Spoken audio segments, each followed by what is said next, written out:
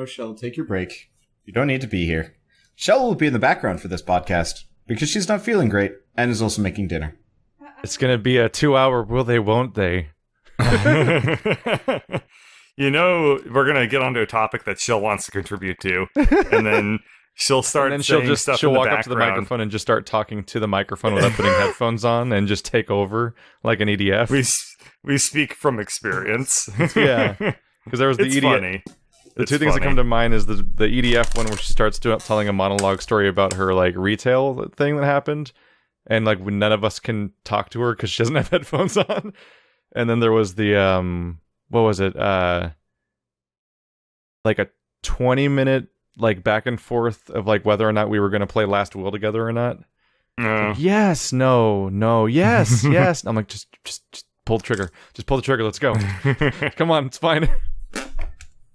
You guys remember when I used to eat a lot more potato chips on streams and stuff and recordings? I actually, for one of the very first times, I actually recorded myself because I was taking noise profiles of everything. So I was like, I'm going to take a noise profile of me eating a single potato chip. That's really loud. It I is. totally get why you all were complaining because I just bit into it and I was like, good lord, every like hertz across the entire spectrum just like It's a went full one. straight up. It's up there with like clinking like fork directly against bowl in front of I took a microphone. noise profile of that one too. That one's not nearly as loud. You have no excuse to complain about that. I don't know. The potato chip is less offensive. I think it's because it's not as harsh. Yeah, potentially. Speaking of offensive noises, during our 999 playthrough, on a regular basis, Andrew will just perfectly line himself up with the microphone and just do the fullest burp possible. And he's just encouraged by people being bothered by it. It's just building at this point. So he's basically, that's Rick Sanchez. Literally. A little bit. So remind me again why you haven't like just duct taped him to the couch every time you record. It's his couch. So? And I'd have to bring duct tape. Damn, good response. It's Just look through his house. desk. Maybe you'll find duct tape in there. Yeah. Alrighty. So what have people been playing? I have Start been up with playing that. so many games. We've Yes, you all have. been playing good games lately. Yeah. This week has been very good. According to Keith, I've been playing Battle Chess, which is damn good. It's really pretty. It's actually called Battle Chasers, and it's based on the comic from the 90s that, do you guys know much about, like, Darksiders or Vigil or anything like that, or no? Not really? No. Okay, so, Darksiders was a God of War, Legend of Zelda kind of hybrid that came out, The main thing 2010-ish? the main thing is I can't tell for sure whether or not that's the guy from Orcs Must Die. It is not. Because he looks exactly the same. I know, but, Garrison precedes the guy from Orcs Must Die, by about 10 years. Maybe more. His name's Garrison? Yep, that's his name. I guess. I don't know. Let's look up comic pictures. Oh yeah, yeah, if you look up- there he is. Yeah, if you look at Battle Chasers. He's like the protagonist from Orcs Must Die crossed with Guts. Yeah. And Wait, I this guess- guy's the protagonist? I thought it was the robot. no, the robot is okay. So I should preface this. Let me finish the history of this game, sort of, and we'll Okay. get into the thing.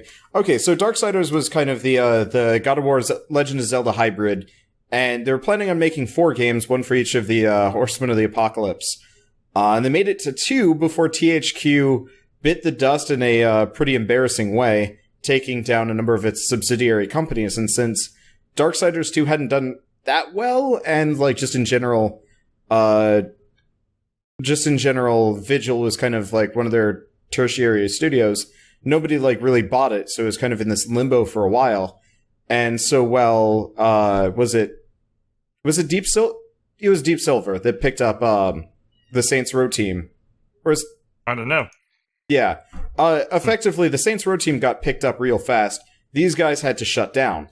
At this point, THQ Nordic Entertainment picked up THQ, and now they're THQ Nordic. So, The weirdest thing to Darksiders is do, right, continuing. is like we were a surviving company, and that other company totally died. Let's wear their moniker. Yeah, we'll embody their failures. Nordic is kind of the like northern version of Focus Home Entertainment, where it's like kind of publishes some like games people know about, like whereas people remember the name A. THQ. And so I think they're hoping to cash in on the THQ name as kind of a way of bringing it to the household name as opposed to, keeping it outside. I don't know, whatever. But so they hired some people back, but the main team from Vigil actually went on to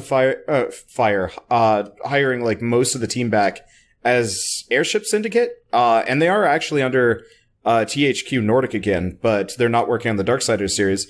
Instead, they decided to revive the lead guy, Joe Madura. They decided to revive his like 20-year-old comic that he had kind of abandoned. I was confused. Revive the lead guy was like, wait, they practice necromancy? Yeah. Oh yeah. No, they brought this comic back from the dead, and as such, they've made Battle Chasers Night War, which I don't actually know how it fits in the chronology. I own the comics now, but I have not actually looked into them at all. Is that what you were talking about in Persona when you said you were reading a bunch of superhero comics? No, I was at Barnes & Noble, and I had nothing to do, so I just read superhero comics, yeah. But so they revived his product to make a video game that is effectively, as far as I can tell, a love letter to Final Fantasy X. Just straight up. I mean, obviously there's more than that, but it's got that, like, initiative system. It's got kind of the deepish RPG mechanics, but it's still turn-based and stuff.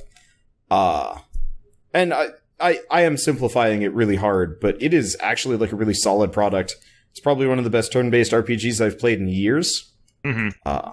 And I'm playing it right now because it's fun. How does that work into your series recording? Is it like a weird, like, are you just like not saving or something? So it's got a dungeon system that are like it does the kind of boring procedural generation thing, where I should grind West of Loathing while we do this. Hang on. Yeah. So it does the thing where the dungeons are Oh no. Okay, we're the good. dungeons are procedurally generated. You're not actually supposed to do them that many times. There's 3 difficulty levels, and you can repeat them if you want to, but you don't have to. I'm just doing it because I actually really enjoy the game. But so every time you beat it, you get a chest, and the chest has, some bit of equipment. Kind of, it doesn't quite do the Borderlands thing where it just like remixes every bit of equipment, but there's definitely like some amount of just like, here's your purple weapon. It has these stats. It's it's a purple weapon, huh? Okay. Yeah. The standard MMO like scaling equipment. Yeah. That doesn't feel like too big a deal. Mm-hmm. But it's, I don't know, it's just really well made from like a mechanic standpoint, and it's also gorgeous because the main guy that made it, Joe Madura, is a comic book artist, so it's just generally one of the prettier games. Man. Yeah. The animations, I don't want to steal your thunder, but you should talk about those real quick because they're gorgeous. They have like these really exaggerated animations, and like two of the main characters, there's Calibretto, who's like this giant robot, and there's Gully, who's this like little girl with giant power fists. She had star boxing gloves for a little while, but I've cycled that out for actual power fists now. But Calibretto is this giant war machine druid. Mm-hmm.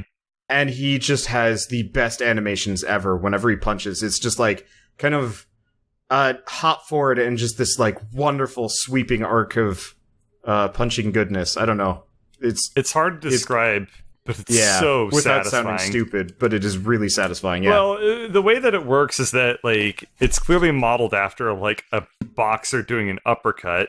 So it's not just like it's this beautiful animation that just really stands out because you feel it, and it's because there's so much like wind up to the punch, and then when the punch itself actually gets thrown, you can trace it like starting from their foot, and you just watch the energy of this animation move from this character's foot through their leg into their torso, and then they finally twist their upper body within like a punch, and it's art. It's so beautifully animated, and like every attack just has something to it. But his stand out as being like just above and beyond, just wonderful to look at. Oh yeah. The game looks like it just has like really strong keyframes.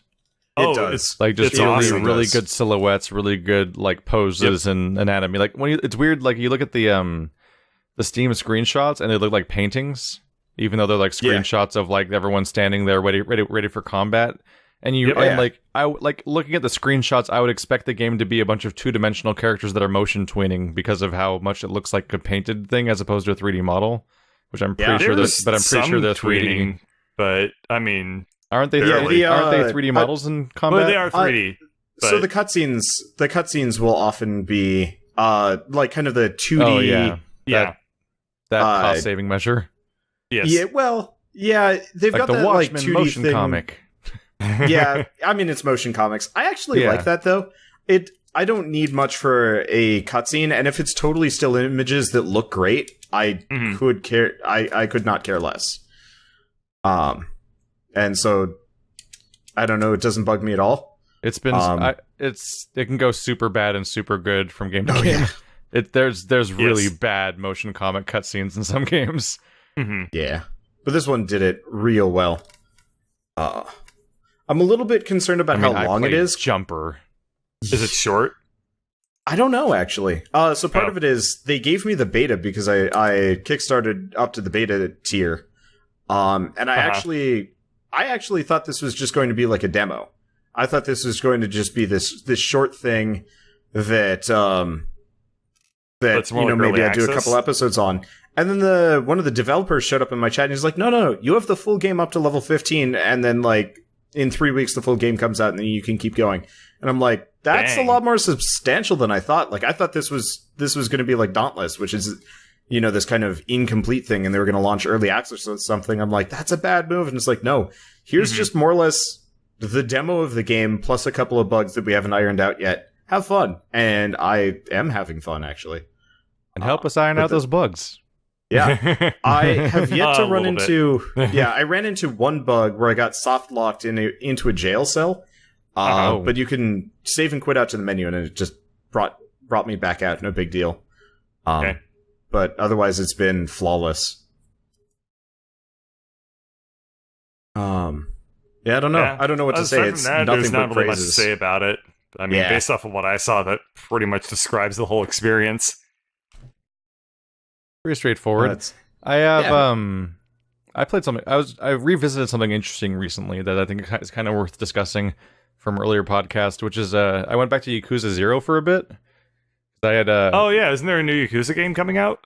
Yakuza Kiwami's out, or Kiwami or whatever. Yeah, I mixed it up with I think as a different name used for the Toukiden game. So I don't know. Toukiden? Yeah. So they just came out with the remake of Yakuza 1, which is what I just called that thing I just said that I'm not entirely always remembering the name of. So that's going to be interesting, but I had a loose end I needed to follow up on in the prequel game that came out earlier this year, and so I wanted to finish up that before I started it.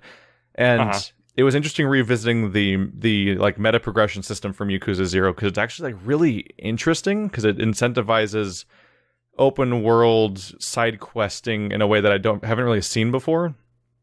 Because the way that the game works is you don't get experience, you only make money. So it's a little like it's that weird system of Dark Souls where like one thing is the stuff you spend at stores / use to level up at the same time. Yep. And they basically use every single system that I hate in other games and meld them together into a single thing that actually works surprisingly well.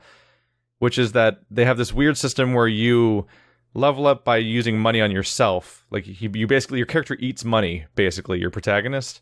And it's like he doesn't literally eat money. Yeah. He doesn't he doesn't like eat money on camera literally, but like you quote unquote invest in yourself and just spend money becoming more powerful somehow, which who knows how that works. but there's also a system where once you get like into like chapter 5 or so of the game, you get what is usually a really ugly, nasty sign for me, which is you unlock a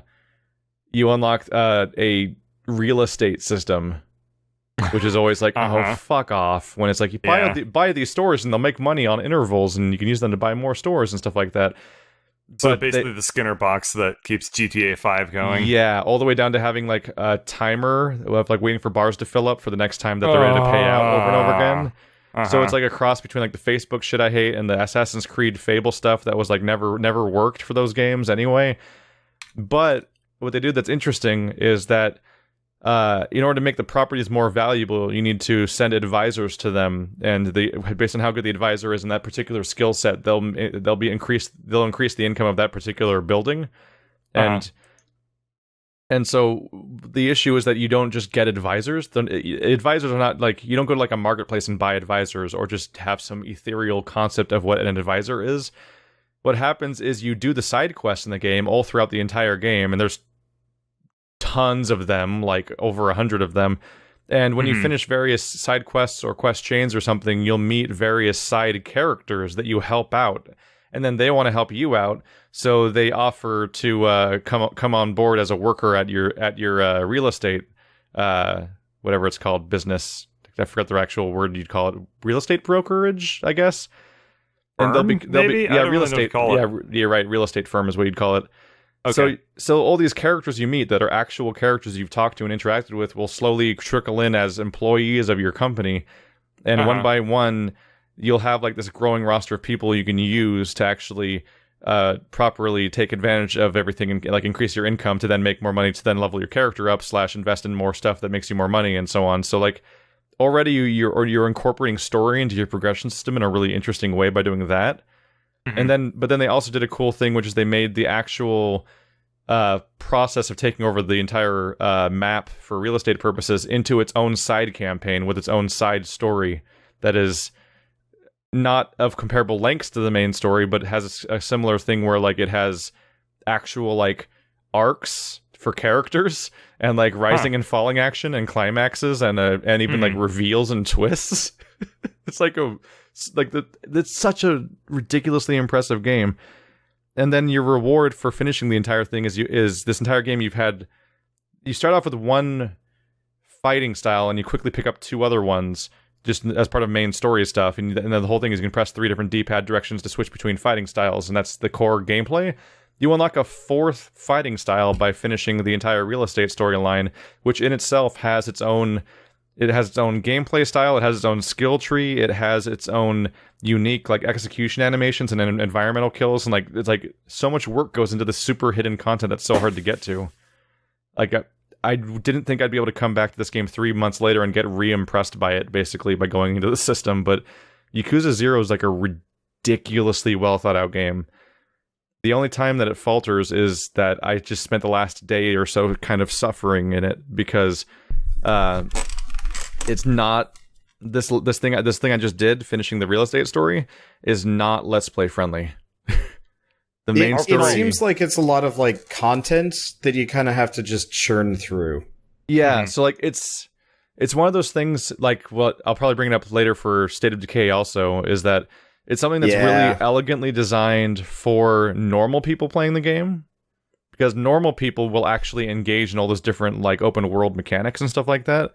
And that'll burn time, which then means that every time they look, they'll have way more time to keep checking back at the real estate place and keep progressing and stuff like that. But I just did side story. I did like probably 60 to 70% of the side stories and all of the main stories, and no real side activities or just faffing about or just wasting time in the sandbox like you're supposed to do in a sandbox. So I was behind. So I basically spent like 6 hours listening to podcasts and just waiting for meters to fill up over the last like 24 hours, and it was miserable because I just was trying to get this final episode done. Sounds I wanted like raw ass. It was real rough, but anytime like, you introduce real-time mechanics, it is just the most painful. But like at the same time, I get it, because like a sane human being would just be like, I'm just playing a game for fun, and they'd be like, I'm gonna go bowling now, and I'm gonna go to the dance place and stuff like that, or I'm gonna play karaoke, and you wouldn't be focusing just on making the sandbox. And you wouldn't be focusing on finishing those meters out of obligation to your YouTube audience. So it's a very me problem, but man, it sucks. Mhm. Yep. Usually at that point, I just write off that specific thing unless I actually have to do it. Yeah. Like I just- Riddler trophies. I promised I was going to do it Ugh. because I got like 60 to 70-ish% through specifically that storyline, but then this main story started picking up, and I'm like, oh, we got to crank through this because I don't want to do interruptions in the main story with how much it's picking up right now. And then it was just this awkward loose end that I had mostly done but hadn't finished, and so I wanted to get around to it. No, I had to do that with Hollow Knight. The just like small amount of side content there, and I'm like, I'm almost at 100% here. I should probably just go do it. Yeah. And then it bugged out, and I'm still at 99.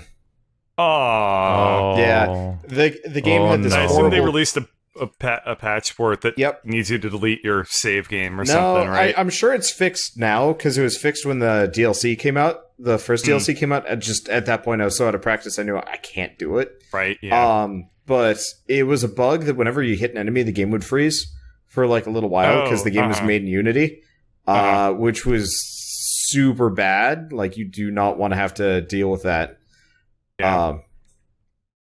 And so I had to put the game down. I beat every boss, the secret boss, every bit of content except for the final arena. And then I was just like, well, I guess I'll just come back to this at some point. I mean, it's not like it was story content or I even had the secret ending. It's that 1%. The 1% that will haunt you forever and ever. So, in addition to the games that I've been playing lately, or that we talked about last time, I've been playing Sonic Mania. We talked about Sonic Mania on the last podcast? I don't think so, but I can now too. Because I've played. Yeah, we both have played Sonic Mania. I played a few hours of it. It's really good. It's solid. I enjoy it a lot. I am waiting to hear if Keith agrees with me, in which case I feel good about myself, or disagrees with me, in which case I feel like an idiot. I believe it's kind of I reinforcing for me how tweet. much I think I'm not a Sonic fan. Oh, yeah, interesting. I believe I saw a tweet or a message from Keith, though, saying that it was the first Sonic game where he enjoyed a boss fight in it. Yeah, Dang. I've played like 15 boss... I think I've played like 15 Sonic games now, and there's never been a single good boss fight ever. It's been amazing. And I'll remind you, this is the franchise where one of the quote-unquote good ones of the 3D ones was Sonic Adventure 2. And it's all about the showdown between Sonic and Shadow. And then when you're playing as Sonic or Shadow and you finally face off against the other one, they just dump homing attack and hope for the best. They just dump you in a green square in the middle of a jungle, and your opponent will literally just hit A twice over and over again. They'll just jump and then homing attack over and over again. So if you get out of their way, they'll jump and homing attack into the wall forever. Because they didn't even program AI into the primary showdown of their entire game. I would routinely... Sonic Mania is really impressive, but compared to this stuff. I would routinely have Shadow dive off the side in those boss fights and be like, so I have to restart this, right? And you could hear him below being like, You get a genuine worry of like, I don't think they tried. But yeah, Sonic Mania, my main complaint is just like I kind of think I just prefer don't like the gameplay. Platformers where I know where I'm going and what I'm doing.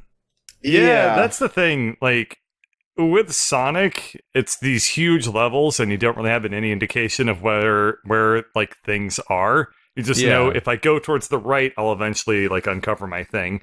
And I mean, it's Sonic Mania. It's probably one of the most fan servicey video games I've ever played in my entire life. And like, I guess in a lot of ways, if you've played Sonic recently, then you probably don't need to play Sonic Mania because it's basically just a port. But if you haven't played it and you want a lot of nostalgia factor, then go for it. So the breakdown for Sonic Mania is that supposedly that it's 1/3 reused old maps from the old 2D games, 1/3 remixed ones where they use the setting and make new stuff as well. And then there's a 1/3 where it's literally unique new content. Yep. And so if you know that going in, you probably won't feel ripped off. There's definitely like a weird moment of like, wait, I've done this level. Why are they selling me this level again? Like, I think you start off in Green Hill Zone, and I'm like, wait a minute here. Wait a minute, you're not tricking me. You do a couple of the greatest hits, so to speak. You do Green Hill Zone, you do Hydro City Zone. I've done the Oil Factory Zone, and then this underwater level. I can't remember what it's even called, but I've probably done about 5. I think I've done maybe like 7 or 8 acts, and I'd say like half of them have been effectively ones that I look at and go like, that's cool. I've played this, or I've played this. Also, now there's like a boat or like something really cool, and that's like thrown in. When you hit the levels that have a new gimmick, you're really aware of the gimmick because the game will use that gimmick very heavily in that level in some cases, like maybe too much. Like the one with, I remember the one where there's like DNA strand elevators where I felt like I did it 17 times in a row in the level. And there was one with the... Oh, I know which part you're talking about. That's a really weird way to describe it. But yes, DNA strand elevators. Or there's ones where it's like, this is the one that has the weird bouncy gel, and you need that bouncy gel to navigate through every room in the entire level practically.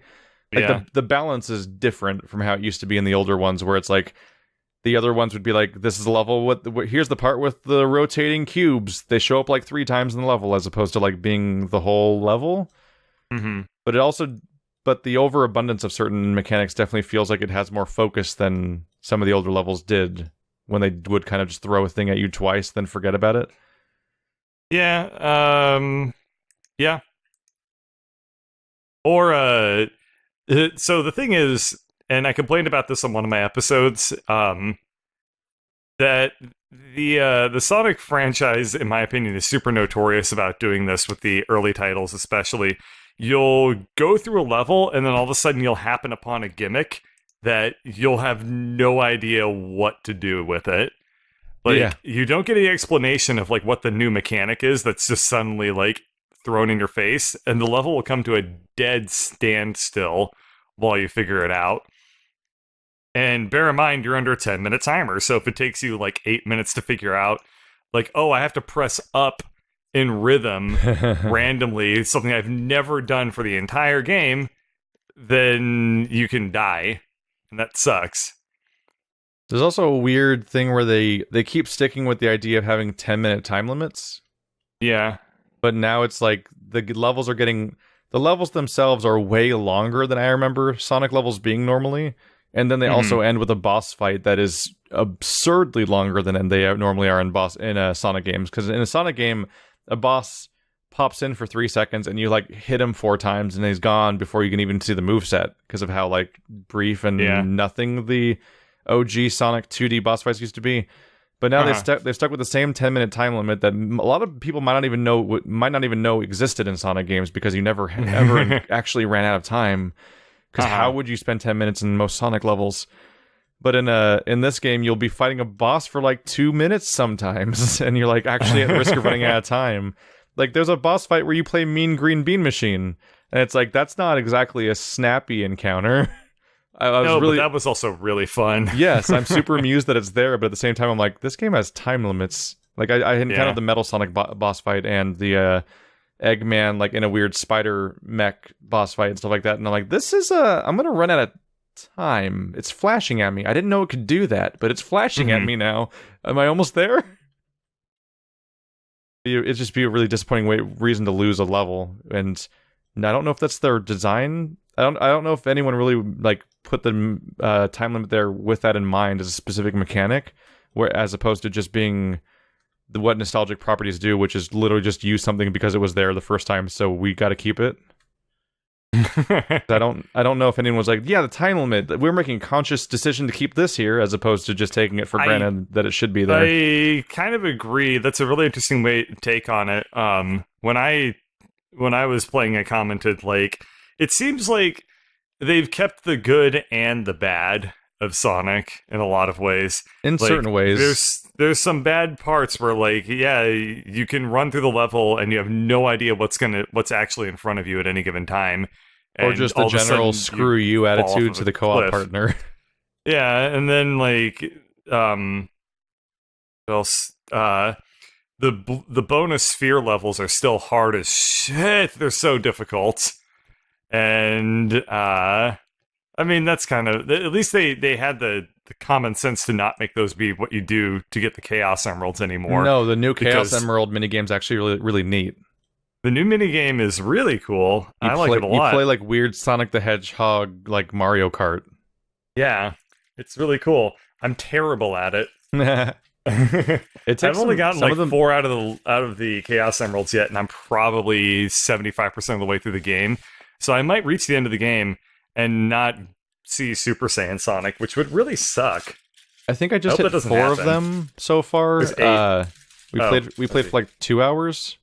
I did the first 3 or so on my first try, then I hit the weird one that has like the super high jumps and like a really weird layout that seems to have shortcuts you can jump into. Forever. Yeah.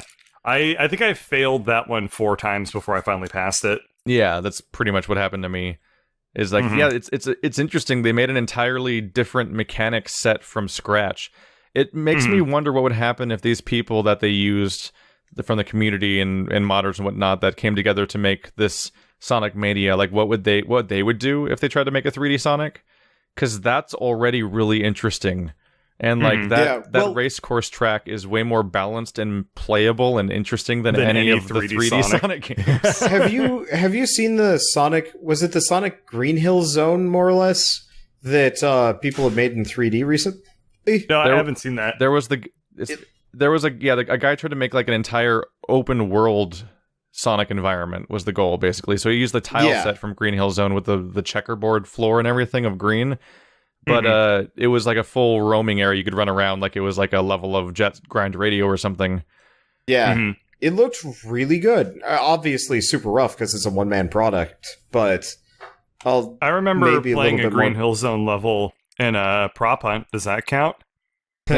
Well, it did actually kind of look like that zone, just in terms of like layout. I hope it looked better because that prop hunt level was awful. It honestly didn't look much better because it was like a bare bones indie project thing that somebody made for fun. I didn't have just super high opinions of it because like it works as a basic proof of concept of like a guy being able to run around the open, but without a goal or things to do, it kind of stunk of being like Banjo-Kazooie Nuts and Bolts, where it's just a big open nothing zone. Yeah, Sonic does not do well with open world. It was just kind of neat from a one-man tech demo of like, hey, this is a thing that could actually be really good if, somebody actually sat down and put the time into it. Instead of, just trying to rush it out for that sweet Christmas money. Was Sonic Boom a year ago? Or that's like 2 or 3 years ago. That was 2 years ago. Sonic Boom is about 2 or 3 years ago. Okay, and we've got Sonic Forces this year. So there might have not even moved yet when Sonic Boom came out. Yeah, might have. I might have still lived in a different town. That was a nightmare game. I mean, the whole thing. You can't overstate how bad Sonic Boom is. It's just one of the worst video games ever put together. I was rewatching the Game Grumps play it, and I was like, damn, this is actually irredeemable. I love the opening cutscene of that game. It's like, it starts in the middle of all the Sonic characters are like basically dying, and then like Sonic himself gets sucked into a portal or whatever, and then they're all like, Sonic, no! And then there's like a black screen, and it says like 3 days earlier, ... And I was like, that's like what I did when I was writing stories in middle school. Yeah, admittedly, that's the Thor Ragnarok trailer, so. But like, that's literally, like, I wrote a story where like it opens with all the characters being like, oh no, what's gonna happen to us? And then it's like, that chapter ends with it being like, previously or something like that. And I was like, wow, they really aped a mechanic. The funny thing is, like, a writing technique used by like 11-year-olds. The funny thing is, like, I played that game all the way through, and I can't even remember what you're talking about. I'm just like trying. Literally, like a 5-second cutscene at the very start of the game. I know Sonic in the Black Knight, I think, opens up. Maybe it's hard to tell. I think there's multiple Sonic games that open up with Sonic being at like a picnic or hanging out with friends and getting sucked into a portal or something. Yeah, showing up in a different setting. That was definitely Sonic Generations, where he's at a picnic and then sucked into a portal. Unless that also happens in Black Knight.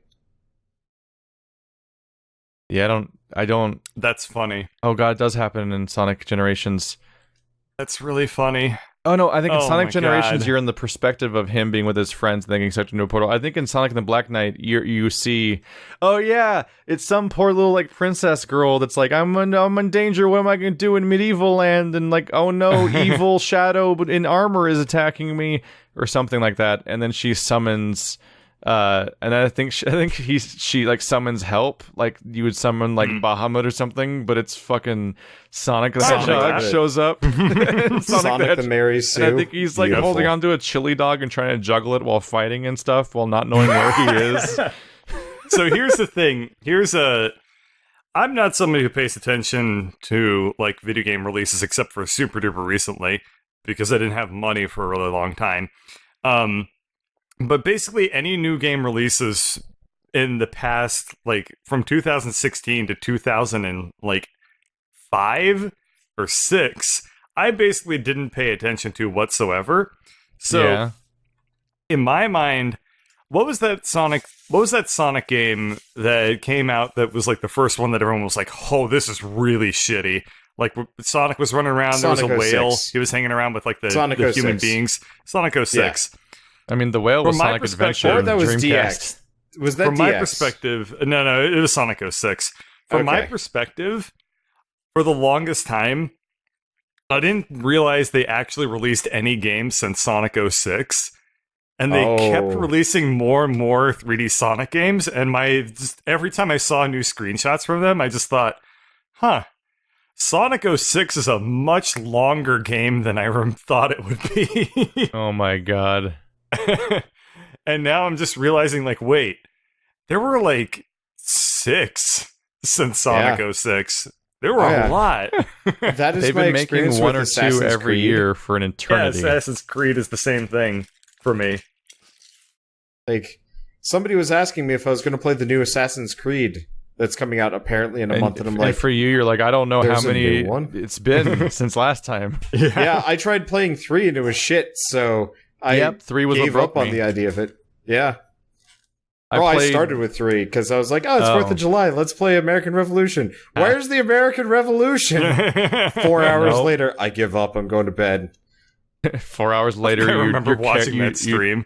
4 hours later, you change characters. Because that's what starting happened. character isn't even the actual character you play as. I was just trying to get through it. I was like, okay, we'll switch. It'll time skip. And it's like, no, time to teach your fat friend how to hunt. I'm like, why? I don't want this. It was awful. That's really funny. Wow. But Sonic... Yeah, so Sonic Mania, to talk about that again. Good. I really enjoy it. I mean, they priced it correctly. $20 is a good price, I feel. Very fair for what you're getting.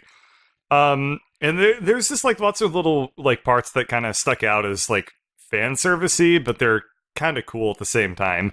Like, yeah, Keith mentioned there's a boss fight where you're playing Dr. Robotnik's Mean Green Jelly Machine, or whatever the hell it's called. Mean Green Bean Machine.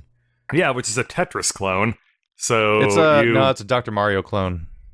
Close enough. They're different. True. They are different. Anyway, so you play as like, there's a boss fight where like all of a sudden you're playing Tetris, and that was like really fun. And then there's another boss fight later on where you play as Dr. Robotnik's character, and you have to defeat Dr. Robotnik, who's playing as like where Sonic's role was in the original game when that happened. Yeah, I don't know if you got that far yet, Keith, but it's one of the, only like 2 hours second in. Underwater level. Which one? I'm only like 2 hours in. Okay. Well, at one point, like, I don't know, you probably don't have a whole lot of nostalgia for this one way or the other, but at one point there's this like this total inversion where you in the original game, Dr. Robotnik basically summoned these like you were in like a bunch of water, and Dr. Robotnik summoned these whirlpool things that went up into the air, and you had to ride those up and then jump and hit Dr. Robotnik to damage him. In this, you play as you're piloting the machine that creates the whirlpools, and you have to suck like the boss into some propeller blades at the bottom of your ship. And I really liked that moment a lot. That was a lot of fun. And overall, I mean, I'm hella impressed with the programming behind it, too, because it feels like the greatest Sega Genesis port I've ever seen in my entire life. It's, like, dead-on accurate, the movement and the glitches. It's definitely doing a bunch of stuff that could not be done on the Genesis, though. It is, like but at the same oodles of time, it's awesome. This ain't no Shovel Knight where it was like, this literally was made to run on a Nintendo or something like that. We're gonna print it on cartridges. I wanted to say, I really want to play a game that's effectively just Mario Maker, but you play as Eggman, and you have to put together a level that will stop Sonic. People have made those games, and they always suck. I know, but it would be so fun. I mean, not a platformer, but isn't that kind of what Dungeon Keeper is? Dungeon Keeper was like that. Exactly, except for, like, I kind of want to flip it. But Dungeon Keeper was good, and every other game that's ever attempted that mechanic fails miserably at it. Like, I did a short stint of trying to play a couple of them, and they were just miserable. They all suck. I tried playing War for the Overworld, which was, like, almost this, like, an actually good product. Because at first you really were spending your time defending your dungeon, and then eventually it just went full RTS, and I was just like, wait, what? No, don't do that. Like, let me go back to defending my dungeon with my monsters.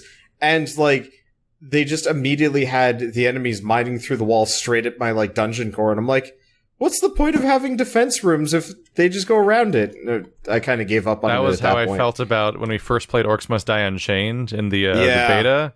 And, like, the beta version of Orcs Must Die Unchained originally had freaking, like, kobolds that would come in and they'd, like, immediately blow up all your traps. And you would, like I saved up for, 5 minutes to make one trap, and you blew it up immediately. Or it wasn't kobolds, it was, like, guys that would literally disable it and just turn it off. Yeah, they would zap it with, like, electricity. This is infuriating. Yeah, it was awful. Yep. But yeah, that's pretty much all there is to say about Sonic Mania that I can think of. Yeah, there's not much to talk about. It's just they made another 2D Sonic that has a bunch of new ideas of, like, mechanics along the way, and by which I mean only environmental mechanics, not like Sonic can turn inside out now or something like that. Yeah. Oh, who the hell would want to see that? The thing I'd say Sonic about Unleashed 2.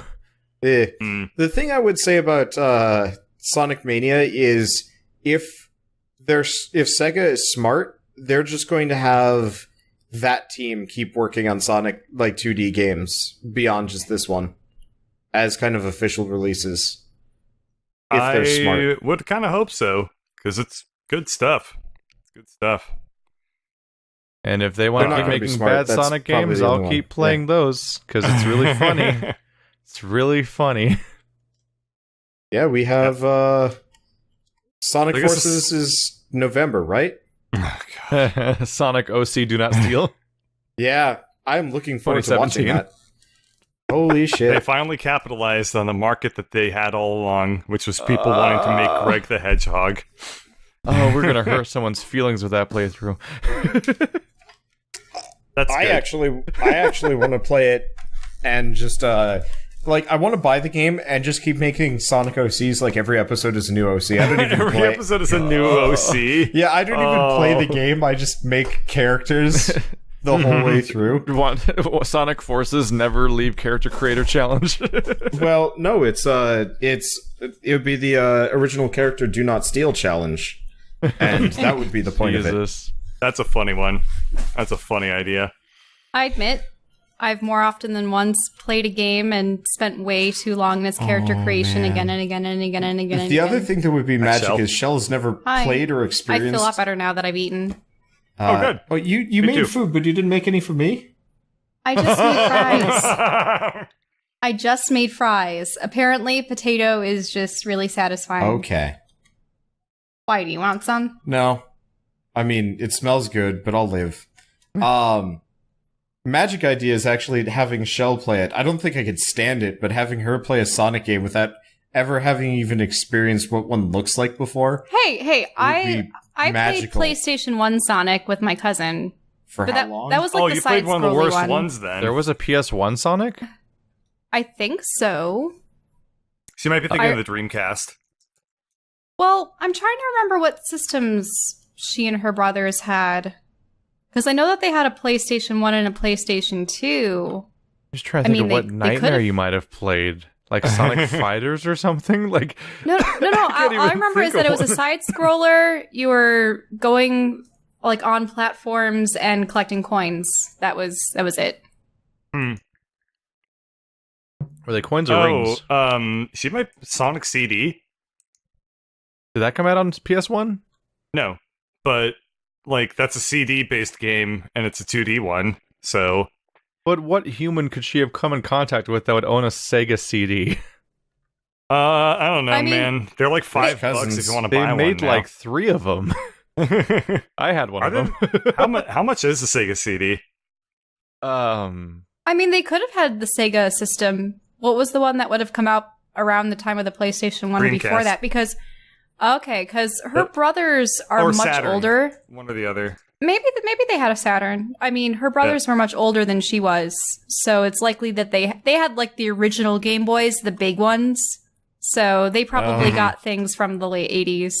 I had friends that had the big ones, and I was just like, why would you buy this? This seems like... My first Game Boy was the Pocket, which I think came after the big ones. That's why it was called the Pocket. $90. Get the hell out of town with that. Wow. I can buy like a better console that's not 30 years old. Yeah, you can get a PS2 for that price. Yeah. You both defaulted to different PlayStations. So that's pretty...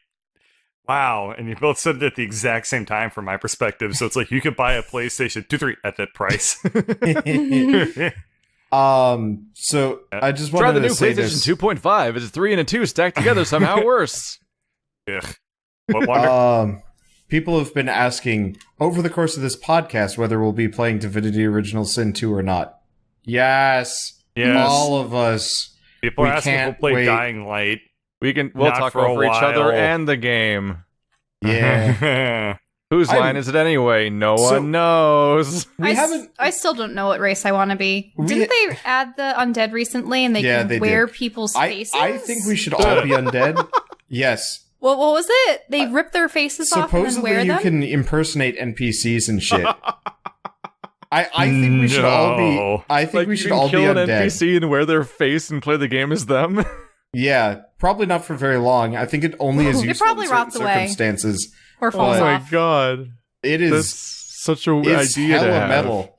And I kind of want to just... horrible. I just want to have, like, Evil Death Goody Two-Shoes team where we're, like, terrible people trying to save the world. So... Yeah, the Divinity universe is not a happy place, based on the 2 I've played so far. It's not a great time. Good luck. Jesus. So I finished State of Decay. That is a weird mess. It's such a weird mess. It's cool for all the reasons I thought it was going to be.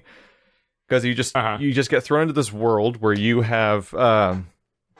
you like have a settlement, and your settlement has resources and a population of people, and all those people are their own characters with their own face and name, even though they are like character generator people. And so like you'll build up little pieces of your base, like this is the watchtower and this is the medical station, and whoever the local expert is that out of all the people you have will sort of elect to like man those locations whenever you're not controlling them and stuff like that. And like people have day-night cycle like sleep patterns, and people get tired, and you can hot swap between characters as you go, and if you die, you lose that character forever, and you have to make do with the other characters. So the number of people you have is kind of like how many lives you have, but the lives themselves can be killed off camera if you're not keeping the actual location safe of like from plague and whatnot or zombie infestations. And you go around like a zombie game that I thought I wanted Fortnite to be. Exactly. But wasn't. And like you go around and scavenge outposts, and you like you go through other people's like abandoned houses and go through their garages and find resources and medicine and building supplies. And if you find really good locations, you can turn it into an outpost that will continually give you resources at fixed intervals to help you out, and also be a location that wards off zombies by setting traps. Like there's a lot of really cool open world mechanics in there. And the part where you play a single player campaign is where it becomes a mess, like really fast. Yeah, because they kind of pop up at random, and like, since there's such a large time element to all of it, it gets really broken if like you deviate or like take too much time, or if you don't take too much time, or if you're using zombie standard time and you have to wait around for a specific day to roll around, and it's like, There's issues where like the main campaign missions on their own, they just flat out suck. Like there's like no particular story. It's the most bare bones thing ever, and then each mission itself also isn't an interesting scenario. Like the most interesting thing that happens in the entire game is probably early on in like the first half or third or whatever. You go to like an encampment full of these like renegade asshole like mafia type people, like redneck mafia, where like they're just like shaking people down for resources and trying to be top dog locally and everything. And right when you get there, their base gets attacked by a huge zombie horde. So for your own survival, you're like boarding up windows and helping them fend off the base against a huge invasion of attacks. I'm like, oh, that's an interesting scenario.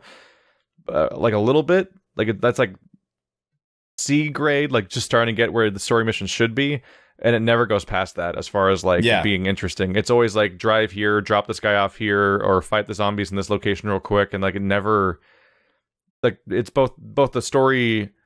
For all the story missions, both the story part and the mission part are bad, because the story never goes anywhere. It's like the most bare bones, like bullet points of how a zombie story plays out. And the missions themselves are always the most bare bones, like fetch quest or drive a guy here or fight this very small handful of zombies that you've seen everywhere else anyway. And like it's weird how little there is to it. And yeah, it quickly becomes a weird mess where once you finish the story mission, the next one doesn't show up right away. So you just have to wait for the next one to show up in real time. And you never know how long it'll be. And so like there's a mod on the PC version you can use called Zombie Standard Time, which you can use to just fast forward time. And so I started using that just to try to make the story continue, because I'm like, I just want to play this. I'm just trying to finish the story, and the story missions aren't showing up. And there's also a weird problem where at the end of the game, there's like 4 missions that feel like they were all one mission and should have never been 4 missions.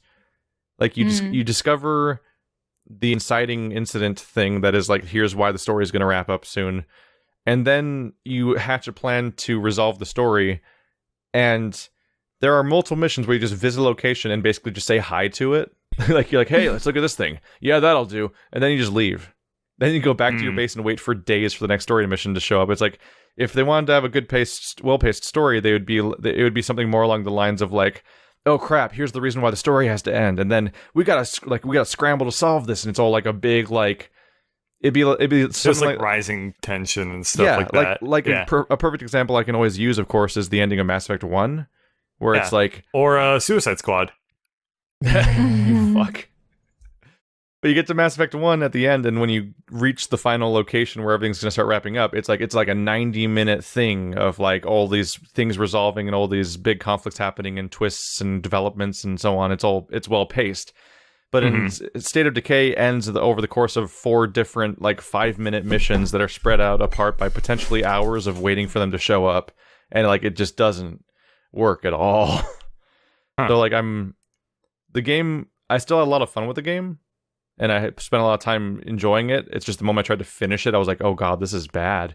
So like I'm looking forward to seeing what happens when they make a second game, when they already know when they start the game what they're making. Yeah. And they also have literally the story behind it. They didn't know they were going to make an MMO game. And then they ran out of money. They're making an MMO, and they had a bunch of different plans along the way. So like State of Decay is the happy ending of what Andromeda went through. Where there were so many ideas that got scrapped along the way, and this thing changed course 7 times, and eventually they're just like, fuck it, it has to come out, we can't do it anymore.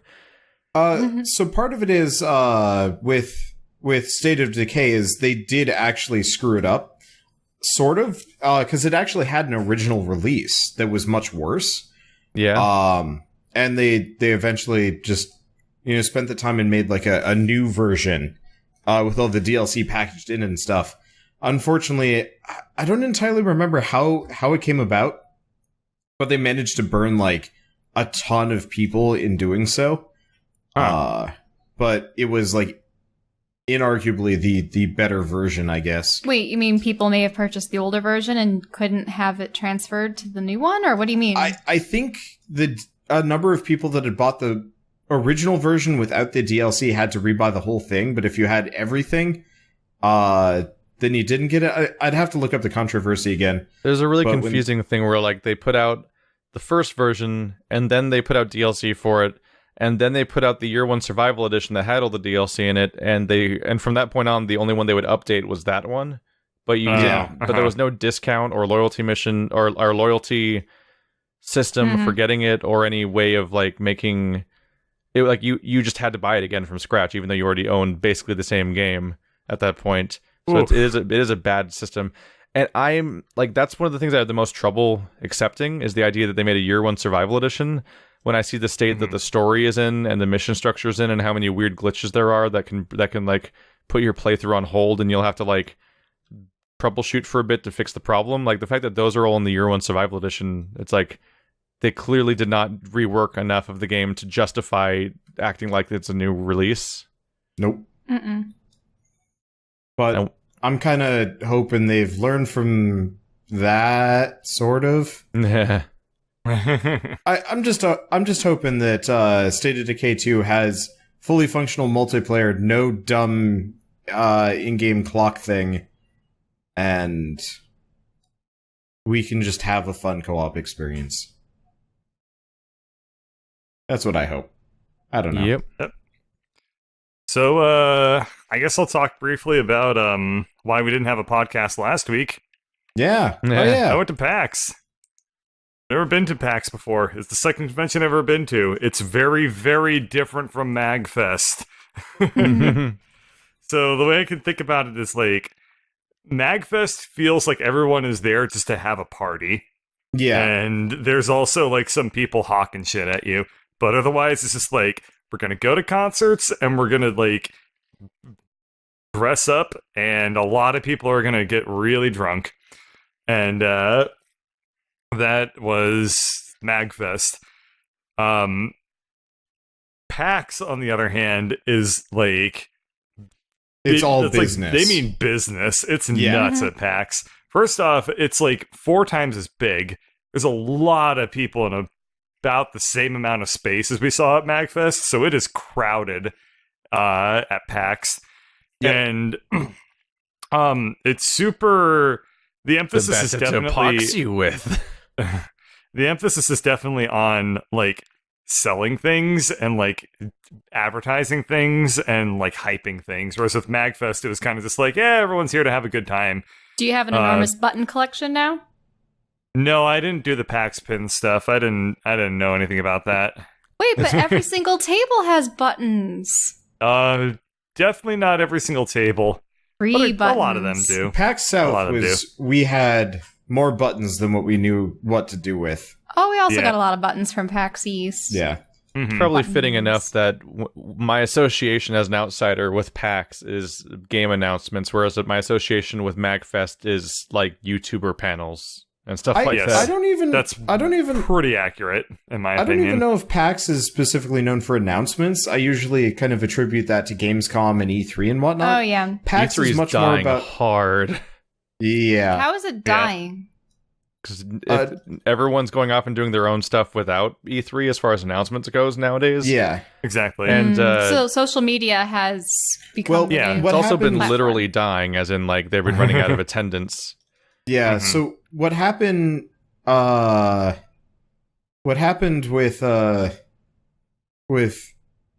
is a lot of the companies have been moving their like announcements up so they could catch the hype first.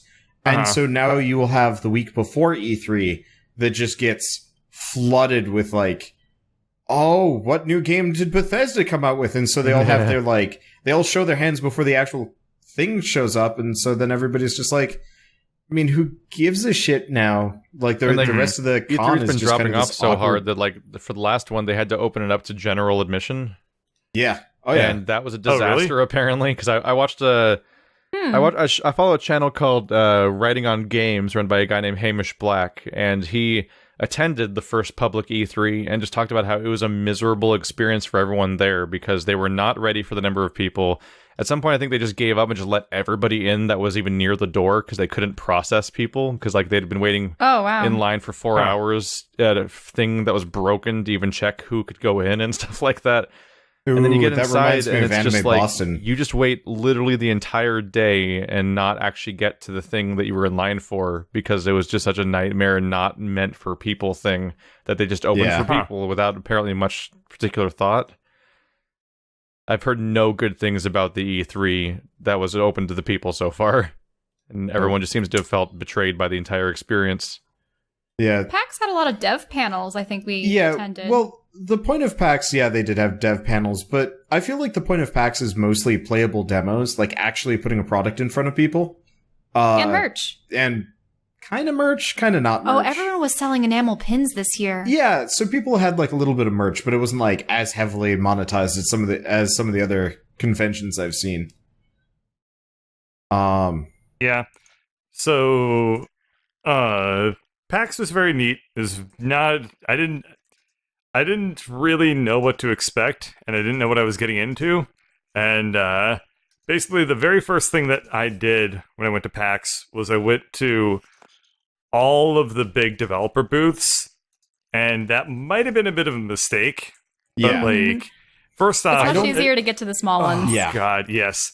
So they're all in, like, one hall. They're all in just, like, one wing of the convention center, and it's super packed. There's a bunch of people there.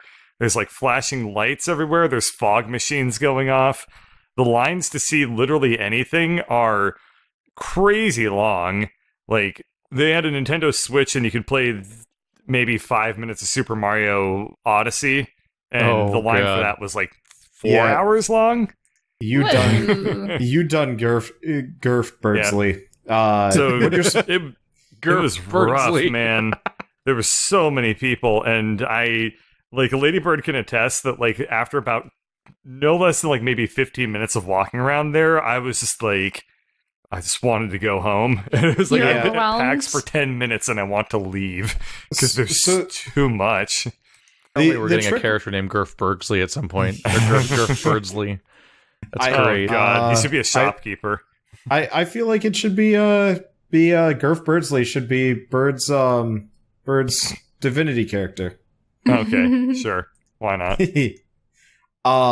But yeah, no, I go to PAX specifically for the indie developers, because oftentimes there's like a whole bunch of indie devs just all over the place that have no love compared to like all the AAA like Uber lines. Yeah, usually there's like an empty table and maybe 2 or 3 people from the studio there, and you can talk with them. Usually one of them's the artist and one of them's a programmer, and get to discuss with them the game. They give you business cards and you get to take their buttons. Yeah. Shell really likes the buttons, but like I had specifically gone to like Has Been Heroes had a fairly big panel, I guess. Not panel, sorry. They had a fairly big setup, and it was one of the first places and only places prior to the Switch coming out that you could actually play on the Switch. And I stood in line for, I think, about 5 minutes, hopped on, and just started playing, and it was great, and no problems. And like I'd look across the aisle more or less at the Mario setup, and I'm just like, no way. Oh, not Mario. Breath of the Wild, because Breath of the Wild wasn't out yet. I just look across and just be like, I am just so happy. I don't have to even come close to that line.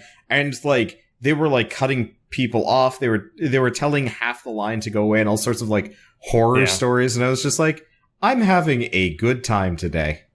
That we also got to run into a couple of the indie devs that we'd actually already reviewed games for, and they actually recognized us, like, hey, you were voice acting all our characters and stuff. That was cool. Yeah, so basically after I did all the big booths, we went to check out all the indie booths, and that was so much more my style. Yep. Way less people, and the lines were maybe 5 5-minute wait, 10-minute wait, as opposed to multi-hour waits. And there was some pretty cool booths set up. So first off, Tiny Build had a huge presence there. They're really hyping up Hello Neighbor, which I'm pretty stoked for. That's going to be a lot of fun. Really? You know, Yeah. I believe it's already on Steam. No, they had to push it back to December. And Do you need a key? Yeah, sure. Okay. I Okay, guess I have a give me a key for second. Hello Neighbor now. How many keys do you have? Take that key and you'll like it. How many keys do you have? So many. Thing is, like, I don't... Wait. Is Hello Neighbor that one with you somehow crawl into someone else's house and they're coming Yes. after you with an axe? Yeah, Hello I Neighbor is a remember. horror game where you're trying to break into your neighbor's basement. Oh, Mhm. Yep. that's not very Let me nice. see. They've Nope. sent me a key. It was just a long time ago. Yeah. I think I got it. Anyway, let's keep talking. Yeah. So About anyway, other stuff. yeah, they had to push back the release because they tried to roll the engine to a new version of Unity and it broke everything. And they released a really cool blog post about talking about why exactly they did that, why it sucked, and how it ruined everything. It's actually kind of a neat story. But anyway, so Tell me if that next key to works. the Tiny Build booth, there was a booth for. There were two booths that were pretty interesting there. There was a booth, obviously, for the new Super Meat Boy game, which I actually didn't check out too much because I'm not a big fan of that series, to be totally honest. But what dare did catch you, my eye, frankly. was there was a booth for the new Holy Potatoes game. Holy Potatoes Were in Hell, and I played that for a Oh. couple of minutes. That was fun. It's a very, very casual. It almost feels like a mobile game. It's super casual, but all the Potatoes series are pretty casual like that. Wait, this This is the next one Holy feels- Potato? Yeah, this one feels particularly casual, like mobile. Which- It almost feels like a mobile port. Honestly, Which one is this? What was the Holy title? Potatoes Were In in Hell. hell? Oh, that is a new one. Yep. I'll have to bug them about it. Yeah, you can bug them about it. I named my character Wanderbot Sucks, and What? nobody seemed to recognize it. But nobody was nobody was looking at me, so I guess Even there was when that he's aspect. Even when he's Oh. a far, he carries you in his heart. Yeah, Holy Potatoes, what the hell? There we go. Yeah, what the hell? I don't actually think the low-level employees know about me, but their CEO, CFO, whoever's in charge of the studio, Yeah. is like bananas every time I like start the series. I was like, yeah. Bananas? He would like send me Anyway. personal messages, and I didn't find them for like 2 months, and I was like, oh no. Oh, Oh. that's funny. Anyway, yeah, so they had a booth set up. I played their game. It was fun. After that, I went to the I forget what the name of the studio is. Frozen Bite, the people that made Trine. Oh. I They don't finished their remember. apology tour? Oh yeah. Burn. Yeah, Frozen Bright. I saw the trailer for their new game. It looks fun. I played it. It's Magica. Yeah. It's it- literally like a pretty Magica, and Ladybird and I played it with two random strangers. We didn't beat the first level. We just blew each other up so much. Oh. But yeah, it's literally just like Magica all over again. Could be fun. I imagine we'll play it for at least like a couple episodes Yeah. when it comes out. My I was heart probably broke just- twice with that company. Yeah. Once when I actually played Trine 3, and then second time when they were apologizing for Trine 3, like in a YouTube video, and I'm like, oh no, everything's See, they- sad now. They made Has Been Heroes, and I was really happy with that game. I hope whatever they make the Magica game is actually good. Yep. Because No, it seems like it has a lot of promise, but it is literally Magica, which I think is their fine. games Yeah. I think their games are good, like Yes. generally always good. They just suffer from too big of a scope and not enough budget or time. Yeah. So anyway, they had a cool booth, but I didn't really spend too much time there because I lost immediately and was just like, I'm just gonna get off this computer and let somebody else play this game. Aside from that, I don't know. There was a West of Loathing booth that I, of course, went to. That was really fun. I just walked up and it's like it's just like the most low-key booth I'd ever seen. It was just like the artist was sitting there with a laptop, and of course there were tons of people playing it. And they were handing out business cards that just said the Kingdom of Loathing on them, and they didn't even have, there was no decoration or anything like that. I was like, wow, there was nothing to it. And I just sat there and talked to the artist for a little while about how he made the game. They made it in Unity, and it's all 3D, even though it's a 2D game. Apparently it's all in 3D, actually. And then they gave me a free DLC for free horse armor. Mm-hmm. Yeah, we noticed when we went to another. So many years. Yep.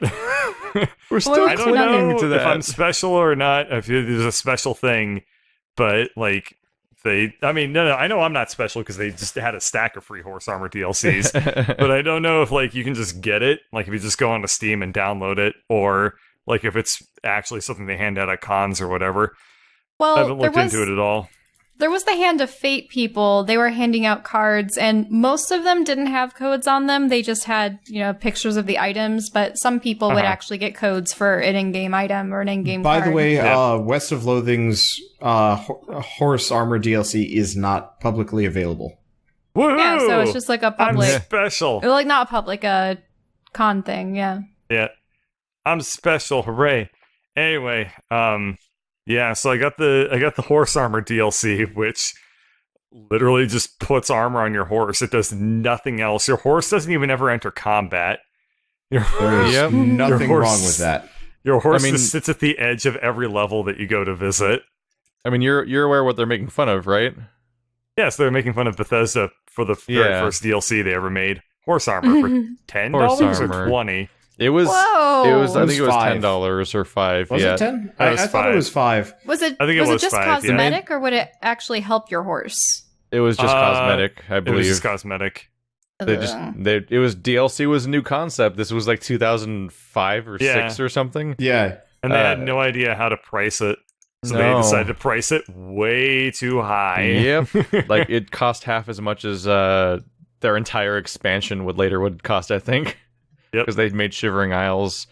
Yep. I remember in particular there was a decent April Fool's Day sale for Oblivion, where they made all of Oblivion's DLC half off, but doubled the price of horse armor. Oh, I remember that. that was very funny of them. Like, see, we know. That didn't stop us from charging for it continuously for like the last 5 years, though. And then trying to do it again with the most recent cosmetic DLCs. But we can pretend to be hip with the kids. Yeah. Am I memeing yet? And then we're going to sue the kids, because fuck them. Sue the children. Sue the children. Like, Pray for the Gods is just such a sad casualty of Bethesda. They don't deserve any of what happened to them. But yeah, man. So the Kingdom of Loathing people, or the West of Loathing people, were pretty cool. Just got a chance to talk to them for a little while. See any cosplays? Tons. There was a really good Any Warframe Kingdom of cosplay. Loathing cosplays? No. People aren't that thin. Anyway, yeah, there was the best one that I saw definitely was a Warframe cosplay where they looked like they were just like made of like rubber. It was so cool looking. Huh? Oh yeah, and there were also 2 people as the main characters from Nier Automata that they looked really cool. Lots of lace. Yeah, a lot of lace. Aside from that, I didn't really see a whole lot of cosplayers. I mean, the thing is, there were so many that like they just kind of all melded together, and nobody stuck out, except for people like I said, like the Nier ones and the Warframe ones that were super duper good. When we went to PAX South, there was a bunch of Diva cosplayers. And yeah, there were a couple Diva cosplayers. My favorite are the male Diva cosplayers. Yeah, exactly. So I went by the Diva photo shoot, and I was like, okay, I'm going to stand around and watch and be kind of a creep, just because I want to see how many different ways you can have a Asian girl in a bodysuit. And the answer was super generic until you got to the dude section, which was magic. Oh, yes. One guy was wearing short shorts and had painted the rest of the bodysuit on. I mean, they just sell like diva costumes, and people just wear those. One guy had very clearly like just put it on regardless of whether or not it fit, and he had like, you know, stuff underneath because it just tore, and he just looked so proud of himself. But the guy that painted it on was like super magic because like he had like a bad plastic wig and like you could just see his hair through the paint, and it was just like the grossest thing I'd ever seen. And he was just standing there next to the other guy wearing the, you know, the ripped tights, and they just looked so proud of themselves. And I was like, you guys shine on, you crazy diamonds. I saw a really good Boba Fett and Judge Dredd. Yeah, there were a lot of those kind of. Yeah. There were a couple. I think there weren't a lot of Boba Fett's, but there were a lot of Master Chiefs. So same difference, basically. But yeah, there were a couple of Overwatch cosplayers. They were always diva, but definitely the man divas were by far the funniest. The man divas. Yeah, man, they were so funny. Yeah. Oh, God, they were funny. And everyone walking by is just like, look at you! Like, they're so hyped for these dudes. But anyway, so I went up to another section of the hall. There are basically like 3 main expo halls, and then like another side annex where they do basically the YouTuber like, you know, circle jerk hour, where it's like you get to go get an autograph from Jacksepticeye or Markiplier and all those people. That's in an entirely different building, actually. It's like located a couple blocks away. So obviously I didn't do that, but because you got to quarantine off the screaming fangirls to a separate building. Kind of. Did they have the D&D campaign going on? They have the tabletop free play area where people will play D&D and new board games and stuff. Penny Arcade has their own kind of version of what we do with Grave of Man. If called that's the case, then I have no Incorporated. idea. I didn't hear about or pay attention to anything actually related to Penny Arcade. I kind of ignored because I'm not really into that comic whatsoever. So I don't know. That comic was interesting when we were in high school, maybe. I don't know. It is a very different comic than it was back then, that's for sure. Yep. Yeah. Back when it was for game dorks to be like, did you get the new video card? And then they're like, it's awesome. And like, that was the webcomic. Yeah. Yep. There was comics where, they would make jokes about like the uninstall process for a game. Yeah. that were like you have to like do research to figure out what the joke was even about as a modern reader, because you're like, what?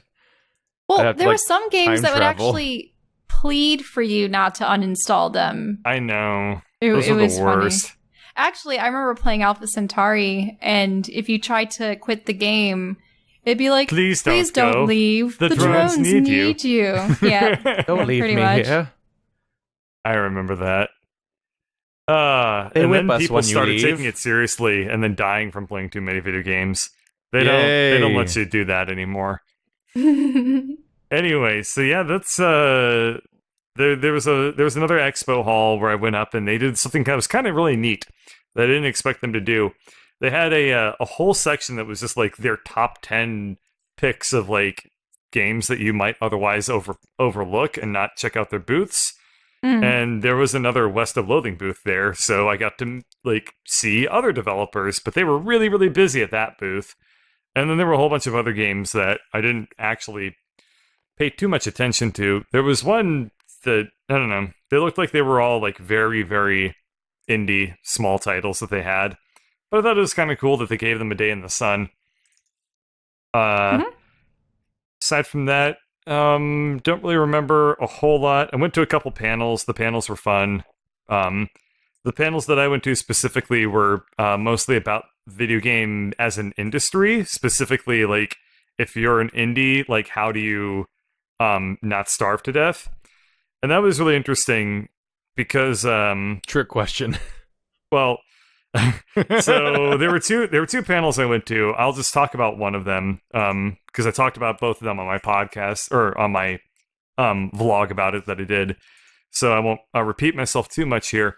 But I saw a panel given by the CEO of Tiny Build and one of the guys from Lambeer, and then another designer that I can't remember who it is. But yeah, so a publisher and then the guy who made Nuclear Throne, basically, talking about how they have avoided dying while still making indie video games. And that was the weirdest panel I've ever been to in my entire life. Because, sorry, I dropped something on the floor. And bye again. What happened? Well, okay. I guess I'll have to figure that out later. Yeah, I dropped something on the floor, namely my headphones. Your other headphones? Can't hear what people... Oh. Okay, well, I could explain it, and now people are going to be like, but Bird, you're still wearing your headphones. I dropped a dongle that I used to plug my headphones into, and then my headphones became unplugged from it, which then caused my sound to come through my speakers, which is very bad for recording stuff, because then it gets picked up on the recording. So, anyway, it happens all the time. But anyway, the guy who... both of those guys are really eccentric, I want to say, especially the CEO of Tiny Build. They were like, so what would you say if somebody said they want to make they want to become an indie video game developer, and the CEO of Tiny Build just said, don't do that. It was like, becoming an independent video game developer is the worst idea that you can ever have for yourself. And I was just like, that was encouraging. Blunt. I mean, isn't that the tune that a lot of it's what we artists, say is when somebody's like, how can video game developers, writers, they always say that. I always think it should have like the ending clause of unless you're willing to really put in the time and effort for it. It's what we always say when somebody asks about becoming a full-time YouTuber, or they talk about their plans about like, I'm going to be a full-time YouTuber. I'm like, you can't just say that. You have to win the RNG first. The RNG. Just decide it preemptively. I guess where it's coming from is that there are a lot of other things you can do in life that you can be happy while doing them that are a lot easier than making independent video games. So if you can be happy not making them, then do that. That's not what he said, but that's like kind of the kernel of truth that's contained within that. Because people say that about every artistic endeavor, right? They say that about like, don't become an artist because, you know, you're gonna starve. And it's like, well, there are artists that don't starve, but you have to do X, Y, and Z to make that happen. Yeah. And there are much, much easier things you can do in life than X, Y, and Z to make more money. And if you're happy doing those things, then definitely do those. But if you're not, then you gotta do it, right? And you better hope they're good at it. It's healthy to shout down the people that are way too inspirational about this stuff. Yeah. Like when I'm watching Game Grumps, a reoccurring issue is like Danny will just be like, follow your dreams and it'll work out. And it's like, you have an incredibly contrived and specific series of scenarios that have led to you this exact place that you are in right now that could have easily not happened. Mm-hmm. Because he had like seemingly because he went like a long time like basically like just starving and writing massive amounts of commercial music and crap like that. Like they would he talked about recently how like they would make like they'd throw together like garbage music really quickly to then try to sell as what would end up being like backing tracks for like the random crap you hear in the background when somebody's at a bar or something in a Netflix show or something like that. Like just the totally disposable like borderline stock music. Uh-huh. Like for a while, that's how they would try to make food just to eat, is by mass producing that stuff. And even that barely works. And he went such a long time with a band that I don't think was profitable for an incredibly long time. And nowadays he has a profitable music career as a result of his Let's Play show that he was brought onto that already existed before he was there. And it's like, there's so many specific things that have to happen for your dream thing to work out sometimes that like so many people don't ever get those opportunities, even when they do fully dedicate to it, because the world's not Disney.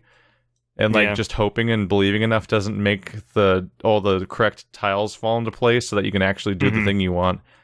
So like it's super dangerous when people are just like unabashedly like, follow your dreams, it'll work out, when they're adult enough to know that that's actually not true. Well, they don't know that, right? So many people became successes and they have no ability to see like how lucky they got to get successful. Yeah. Like, God, I would say maybe it's like when people say just get a better job. It's like, what? I would say probably 75% of people that are successful have absolutely no idea how they got there in terms of like a wide view. They can say like, oh, I worked really hard and did this thing and then this thing happened and they became successful. But like very few of them can acknowledge like that, like, oh, this only happened because like I got really lucky. And also, I was really naturally talented at it, and I happened to know this one guy, and these very specific things had to line up for me to pull this off. Oh yeah, like I think it's interesting that you guys call it RNG, because in a way, like sometimes it's just one person retweeting your tweet or one person sharing like one thing or another that you created, and suddenly you are just like drowning in followers and stuff. It's like but that doesn't happen. Most people, because I mean, I know that Wander experiences this, and I experience it sometimes too. People are like, "Wow, your stuff is so good. You really should have more followers," and and then it's just that's not how it works. It's not how it works. The universe doesn't like just because something good doesn't mean that it's going to be a good product. And if you want to be successful under the system of capitalism that we all live in, if you want to make a business, then you have to make a good product, not a good video game or good YouTube videos or good painting or good music. It has to be a good product, which is a very different thing. I think all of that just slapped us in the face right there. I'd slap myself in the face with it like 7 times there. I think part of it is for indie games and for indie dev and going into YouTube and stuff. You can't just go into it. You don't just start. You have to do it on the side for a while. Otherwise, you're just gonna starve. Yep. Also, I think that a big reason why the CEO of Tiny Build in particular was so particularly cynical was he is based out of Eastern Europe. And he said that in Eastern Europe, a computer programmer gets paid orders of magnitude less than a computer programmer gets paid in the United States. Computer programmer in the United States makes, like, on the bare minimum bottom of the totem pole, like 50,000, 40,000. And that's if, like, they're in a low cost of living city and they're also getting screwed. Like, they're getting, like, used by their company. In, like, Eastern Europe, developers can make maybe, like, $200 or $300 a month. And so he was saying, like, there would be these developers who would say, like, I'm going to invest all my life savings so that I can make a video game. And, like, they're like, I have $2,000, can I make a video game? And I'm going to mortgage my house to do it. And he's the publisher, so he's like, if I don't make this person's video game that they're self-funding for $400 success, they'll die.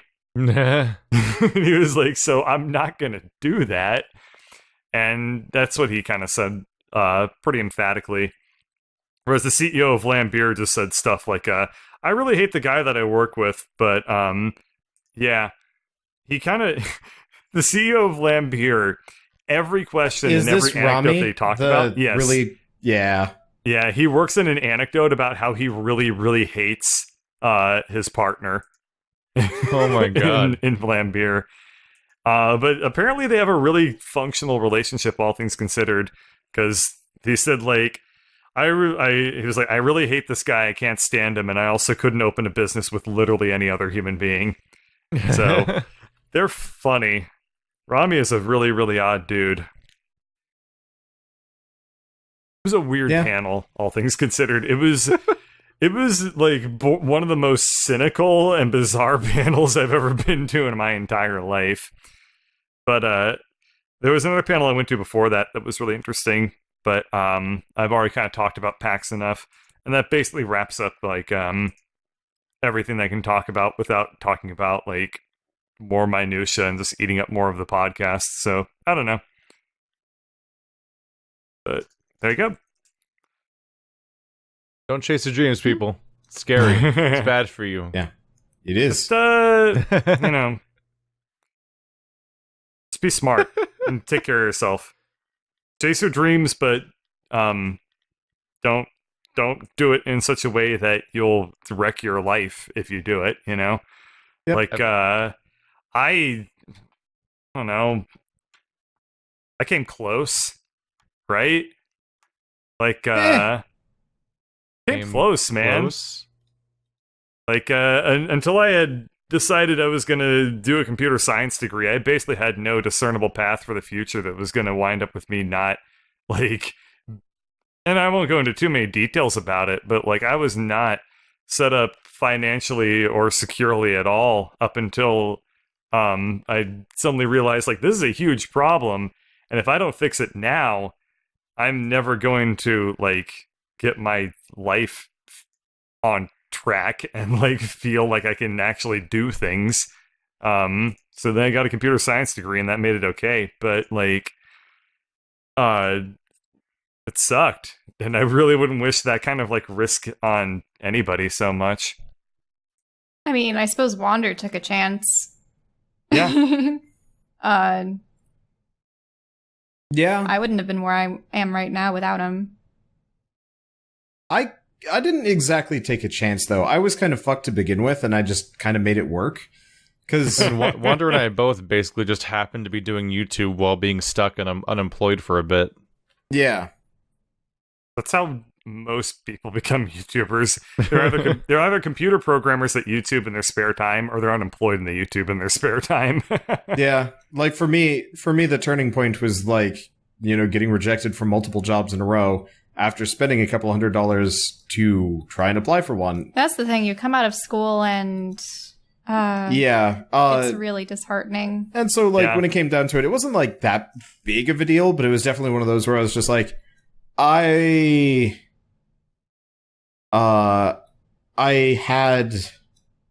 plans that didn't work out, and so I was just like, I'm just gonna keep doing YouTube to keep me sane, and then eventually it's like, no, I'm doing YouTube because it actually can pay for everything. Yeah, a lot of people just use YouTube because it adds structure to the life and a thing that's like a goal-oriented thing to do on a given day all the time. And then eventually they're like, oh, crap, this is going somewhere, maybe. Yeah. Taking a risk would have been... phase right now. Yeah. Taking a risk would have been me quitting my job. Yes. Which... Yeah. I mean... You didn't have a Turns job. Turns out jobs go away all on their own. Yeah. Poor Keith. No, I've never getting been fired laid off before. from your dream job of filling in Excel spreadsheets. I've never been fired before. I know. And you may never be fired unless you fire yourself. Shit. Meta. Is this the meta? Everyone warned me about this. Been playing more good games lately. Yeah. There's still more to talk about. I played Fidel, or we should take nobody's questions, touched. Maybe. We also have questions that we're Fidel's bringing. tiny thing to discuss. But talk about Fidel. Fidel's interesting. Fidel is might be our first witness-like game. Yeah, that's true. It's a top-down procedurally generated roguelite puzzle game. Yep. Where the goal is to complete 16 floors in one run without dying. But all the floors are... They're visually reminiscent of, like, Techno Dancer? Yeah. Or Necrodancer? Necrodancer. They look like Necrodancer visually, but your goal is to draw a line from start to finish that has the best possible outcome for yourself. So there's constant risk reward and constant balancing and stuff. So basically, you play as a little dog named Fidel, and you have 2 hearts to start off with. And when you kill things, like a spider or something, you step on the spider and you lose a heart, but gain 1 experience. And so what you do is you try to... And the whole time you have a leash. So the leash goes behind you and draws the path behind you that you've covered so far. So you have to do the entire floor without ever stepping on the same tile again. So it's like The Witness, where you're drawing a singular line. And at any point, you can just press left trigger to rewind, to like undo X number of actions as much as you want. There's no penalty. And so you can keep experimenting with different paths and so on until you get what you want. The game gives you no tutorial, no manual, no explanation, no narration of like how each enemy works and what their weaknesses are or how their behavior works or like things like that. So you have to experiment with every single mechanic yourself, much like The Witness felt like. Yeah. And so it becomes these things of like, how do I efficiently clear out this floor? Because like the one thing the game hints at is that like a decent number is like maybe getting 30 experience on a floor is like something the game hints at pretty early on.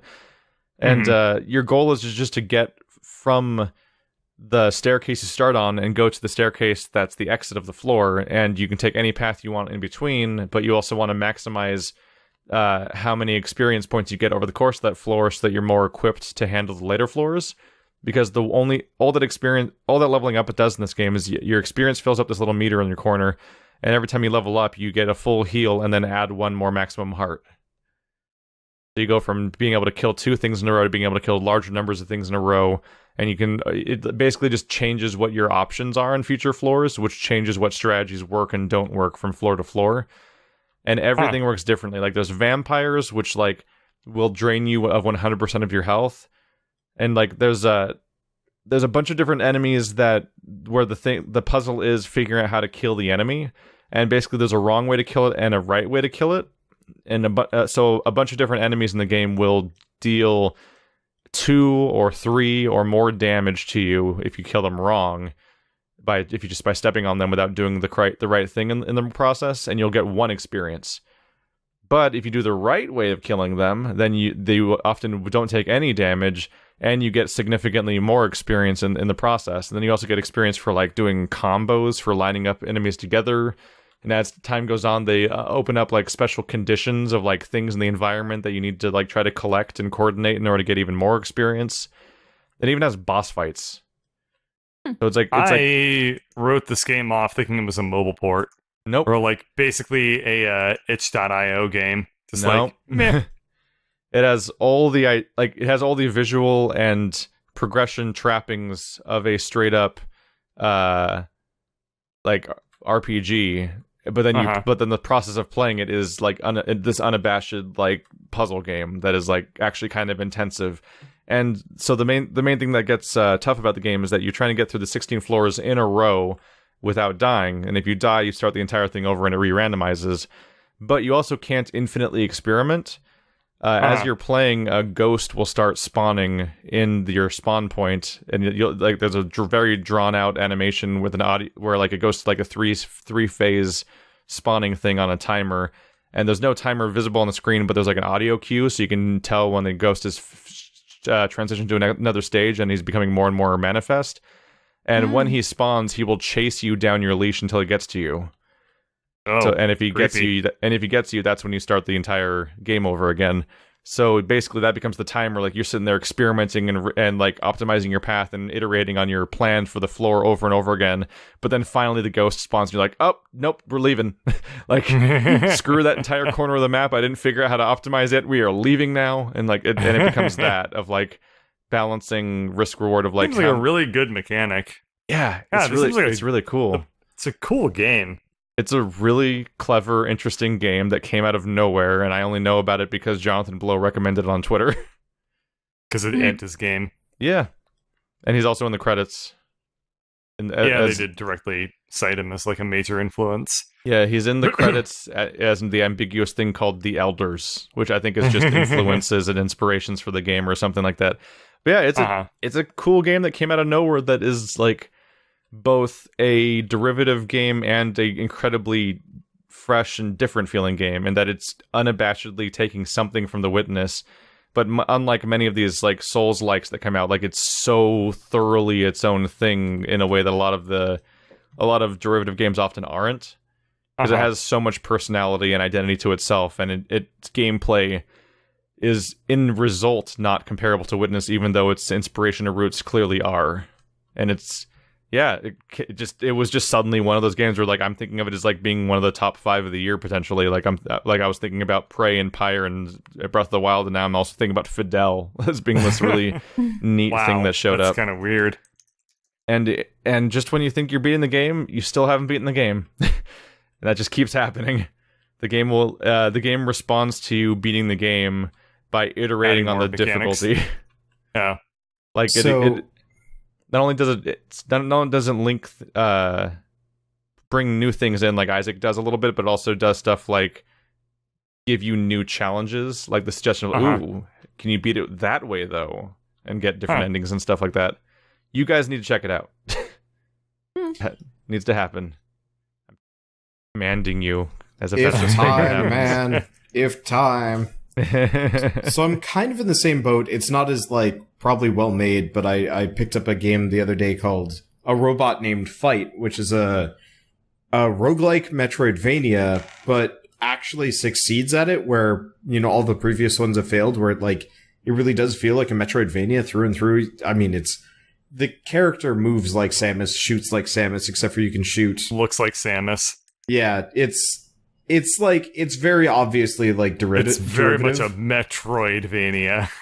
Yeah, but like I have a hard time caring because I'm playing it and I'm like, oh, this is actually like legitimately a very good game. Through and through, and it does the exact same thing. You beat it, and it's just like you have triggered the fleshing, and the entire level just like gets grosser for the next round. And yeah, it is gross, but it is.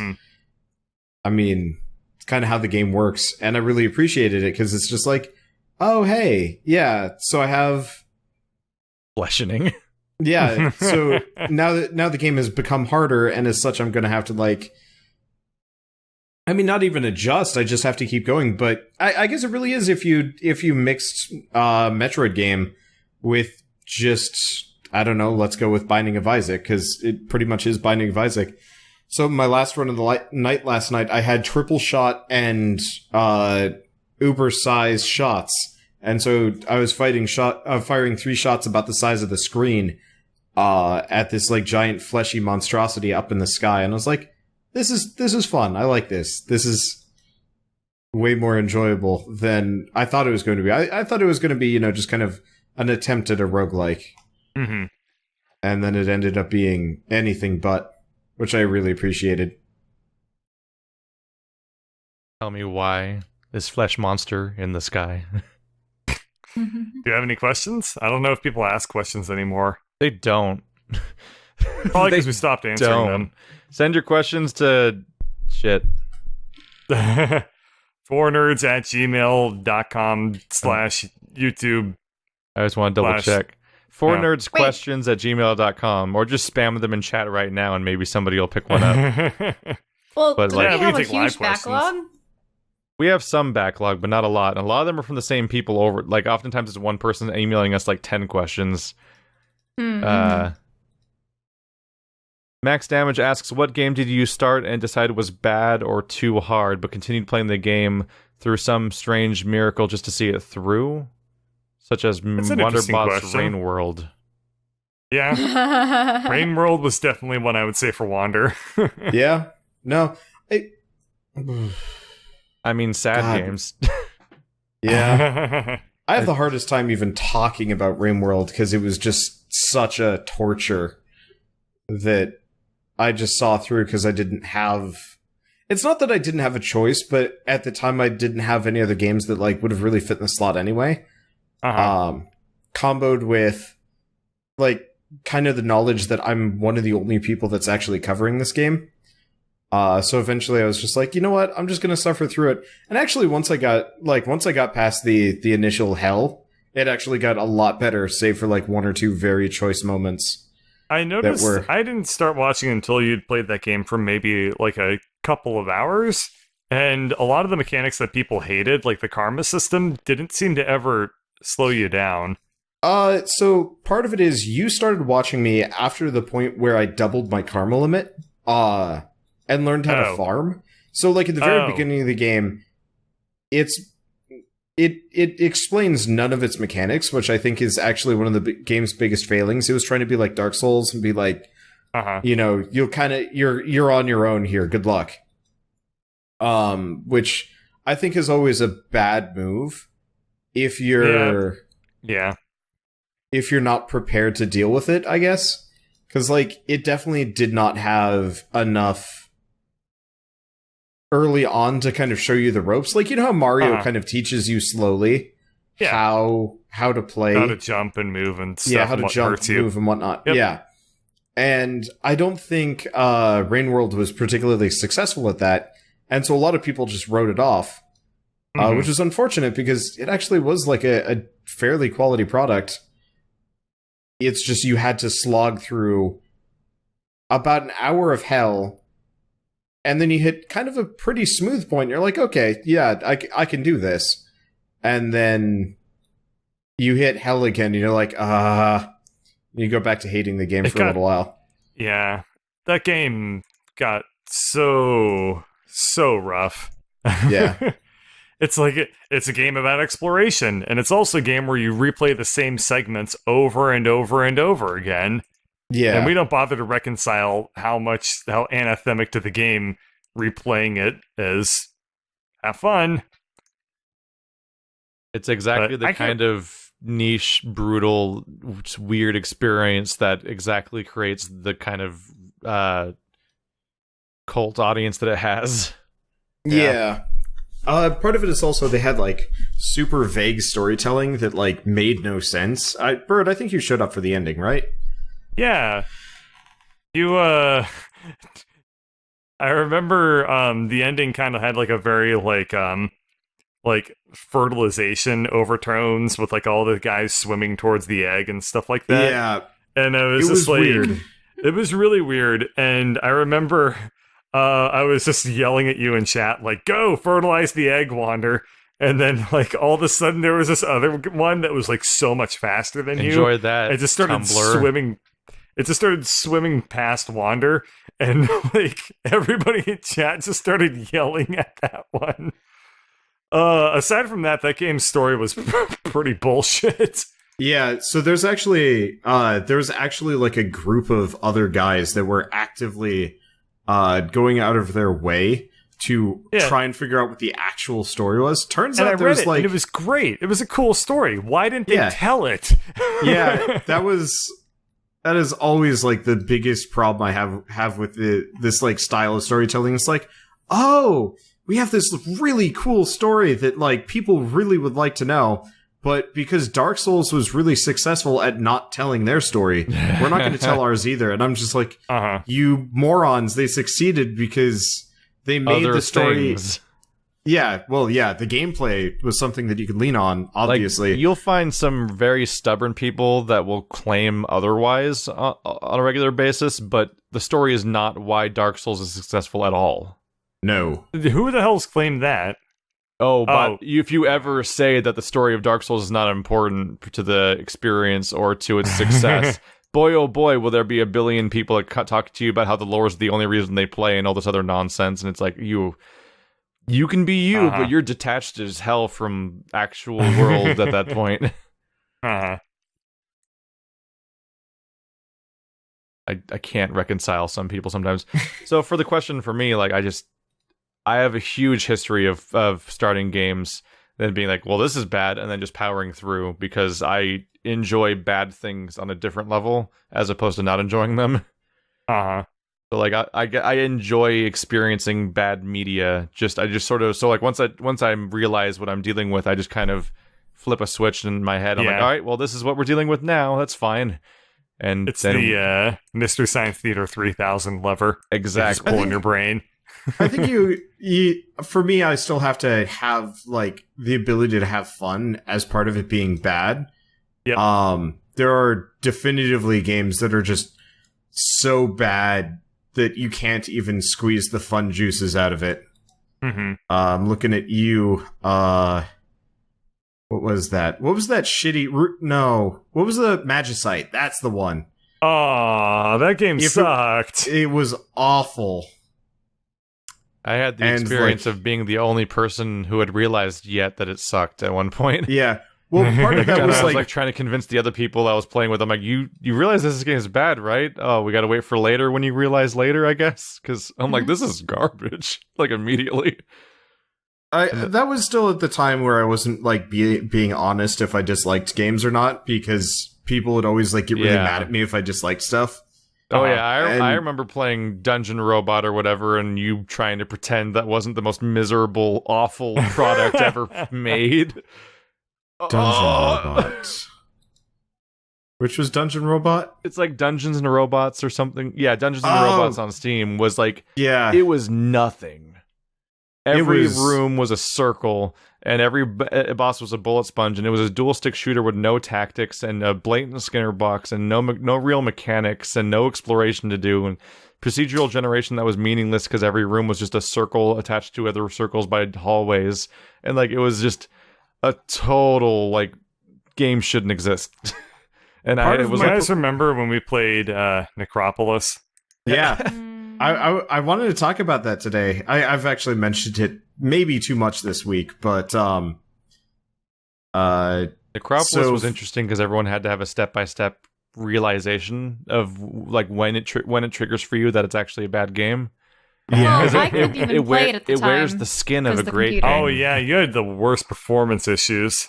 So I just had to let you guys play it on your own because I couldn't play. Like Necropolis is like a good game died, and then a bad game burrowed into its skin and walked around as it for a while. Ew. So like you can be so convinced it's good for a while, but by the time you're done with your first playthrough, you're just like, this was a disaster.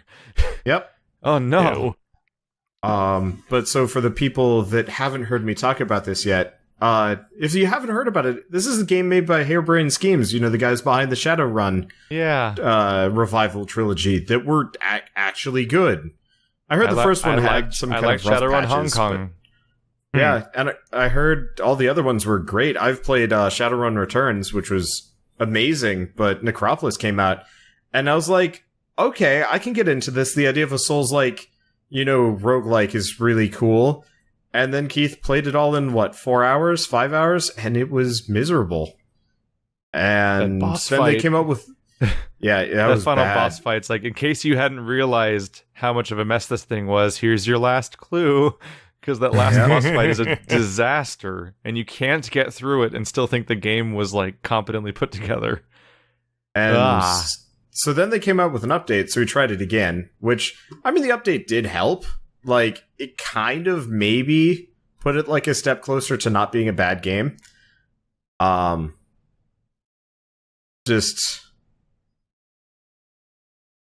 really didn't, though. It really just added one. It added a handful of new monsters, one or two different types of floors. Hey, we were able to at least beat the one that they updated. The game was playable. Yeah, I mean, I have low standards. We beat it when it wasn't updated. No, we didn't. Yeah.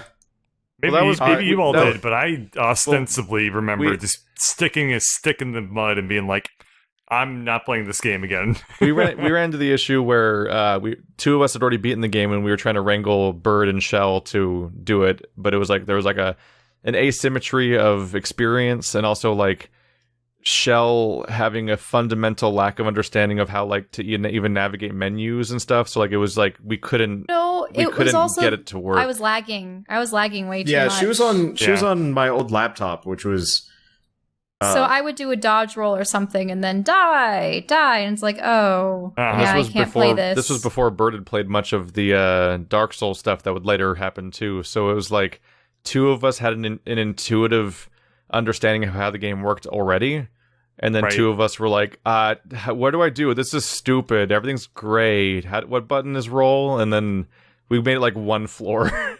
It was not going to work. I think we were also friendly firing each other a lot more often in that session, which was not helpful for the pre-existing problems. But so they did that one update for, I'd say for better or worse. And I looked Brutal recently. edition. Yeah, and they said, we have more updates coming along the way, more features. It'll be fun and exciting. No, they didn't. Top review on the game right now is devs went out for cigarettes and haven't come back. Yeah.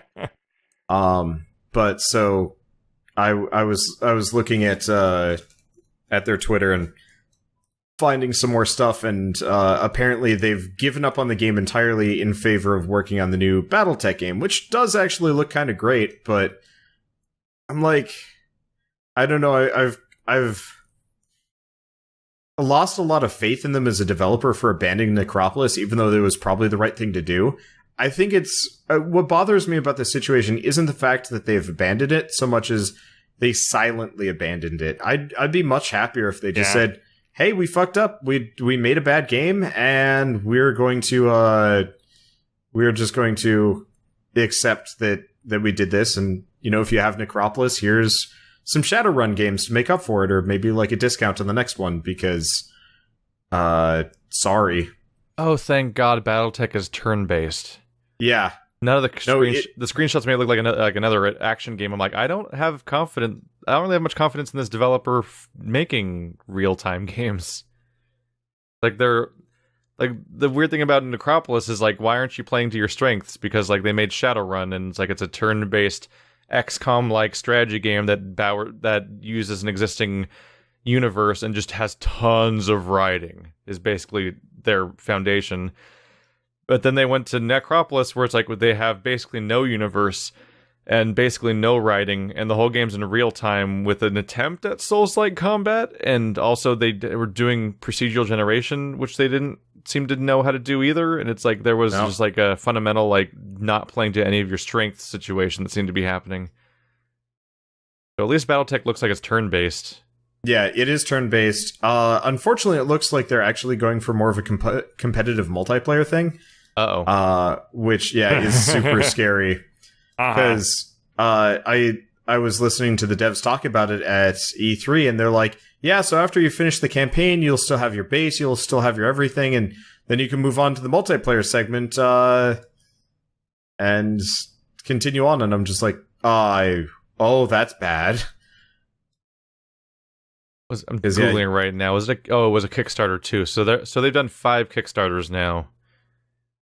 Was Necropolis kickstarted? Yep. Yeah, this is dangerous. Yeah. If they there's just a certain thing of like if they keep not having these projects pan out, like if this becomes the new trend, then there's just kind of like a threat of like, what if their audience kind of stops supporting their Kickstarters at some point? Then they cease to work as a company. Because like Necropolis was a game where like they promised updates and they promised this product, and they kind of eventually just like, screw it, and they just left. And I get it, because it probably was kind of an unworkable project, but like, you still sold it to people. And I get like, and you're torn there, right? Because you're an indie dev, so at that point when you're an indie dev, you're stuck with like, we can't just make stuff and then not put it out, because then we die. But if you make out stuff and then put it out and it's bad, and then you don't support it and you don't fix it and you don't iterate on things, then you can kind of feel like it feels like you're betraying your audience, and then they might stop coming back. And then it's like you can get stuck in a really bad spot.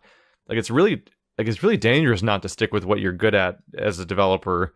In the case of like with Shadowrun, for example, if you're a company that completely relies on the goodwill of its audience to stay afloat, because they keep doing Kickstarters constantly for every product like that, this could go bad if they don't nail it with the next few games. Well, I mean, at least they have that going for them, because in the old days, if your company had like a bad release, you just sold it. You just died. You just were like, well, like how Platinum almost died. It. Yeah. Platinum almost died. They're known from being one of like the cool, like one of the really like top tier developers of making really good products, and they almost died because of one bad project, essentially, because like they put all that work and resources into Shadowrun, into Scalebound, and then it just gets canceled. And then they were going to go under. Like that was it. We were going to lose we were going to lose Platinum just like that if it wasn't for the fact that Nier just completely killed it. Yeah. Like, if Nier didn't nail it, then we might not have Platinum anymore, and we might not be seeing any more Bayonetta. Did you all know that the Philips CDI ended up making Philips lose over $1 billion? Oof. Wow. How do you lose $1 billion in the 90s? Were there even countries that had $1 billion? Well, I remember the specific update. Yeah. Like the Philips Electronics? Yeah, Philips is in like the people that made your granddad's TV. They made a video game console that lost them $1 billion. People we only actually remember had a it. Philips TV or VCR. Everybody did. People only remember the CDI because it may have those really bad Zelda games on it.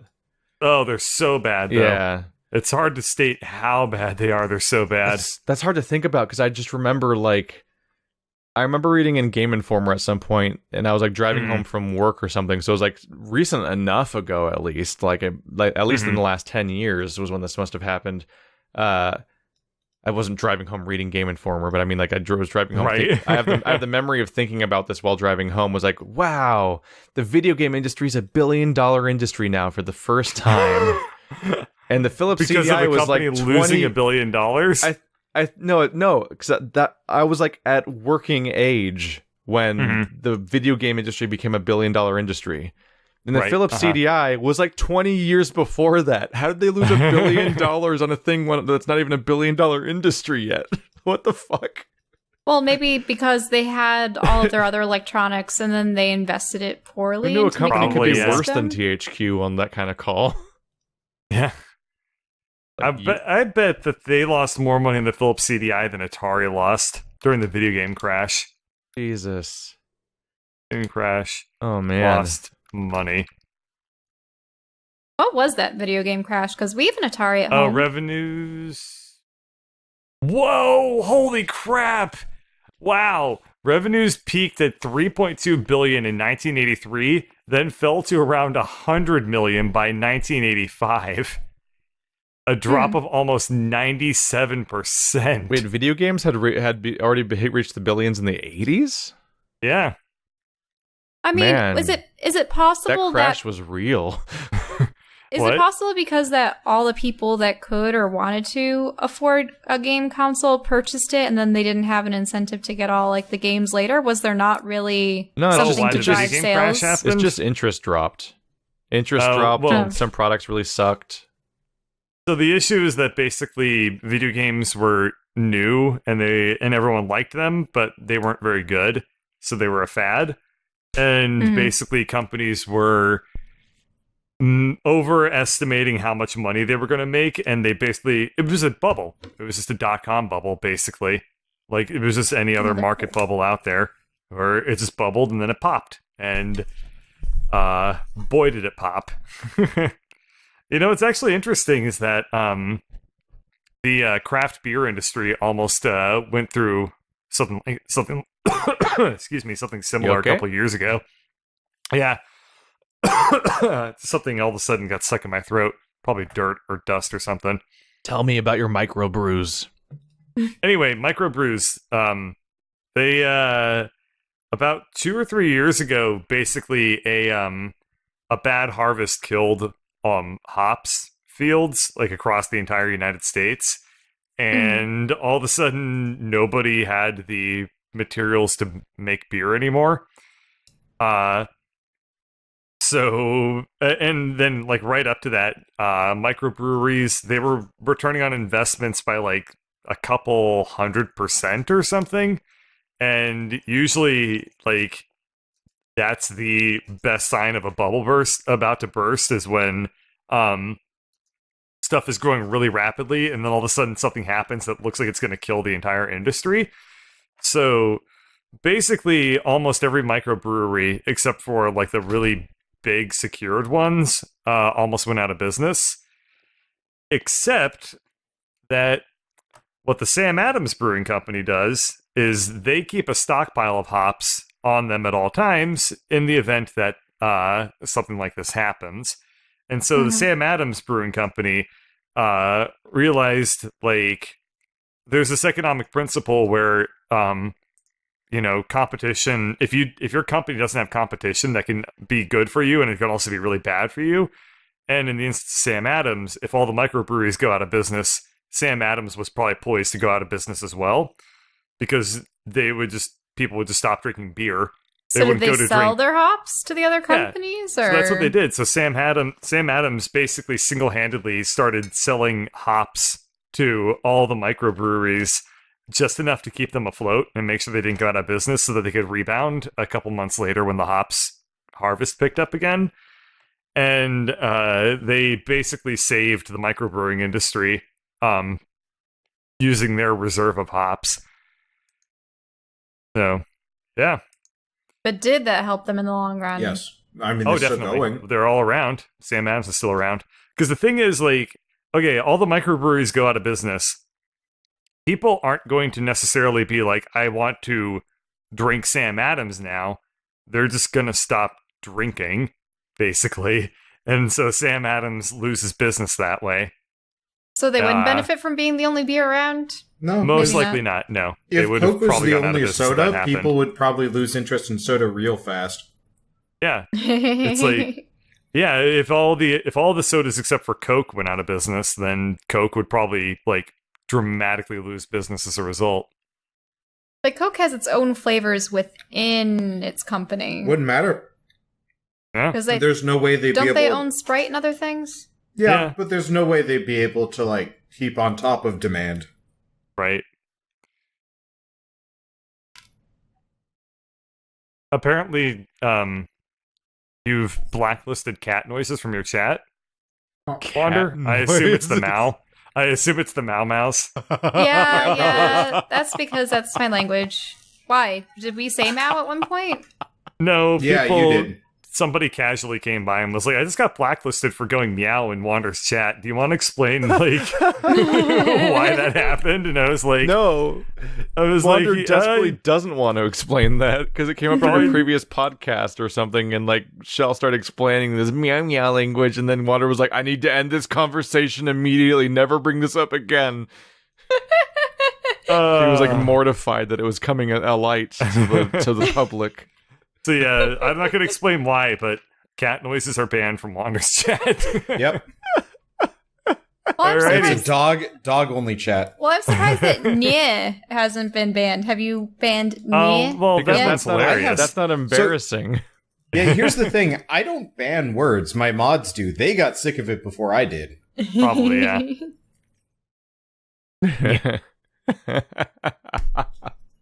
Alrighty.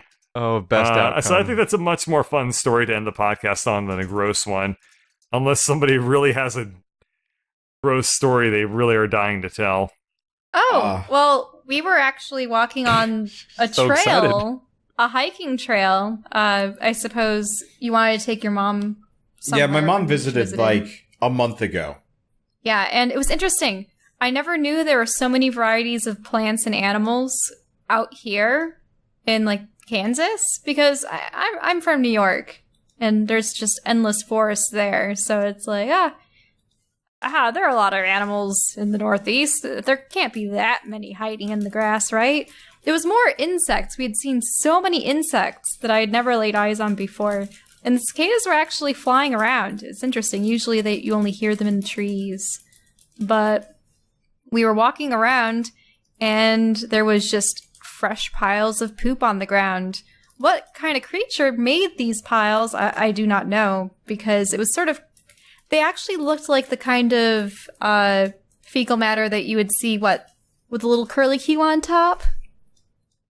Yeah, like dogs. Gotcha. So it was probably some kind of carnivorous creature. It didn't look at all like an herbivore made these. But we saw dung beetles.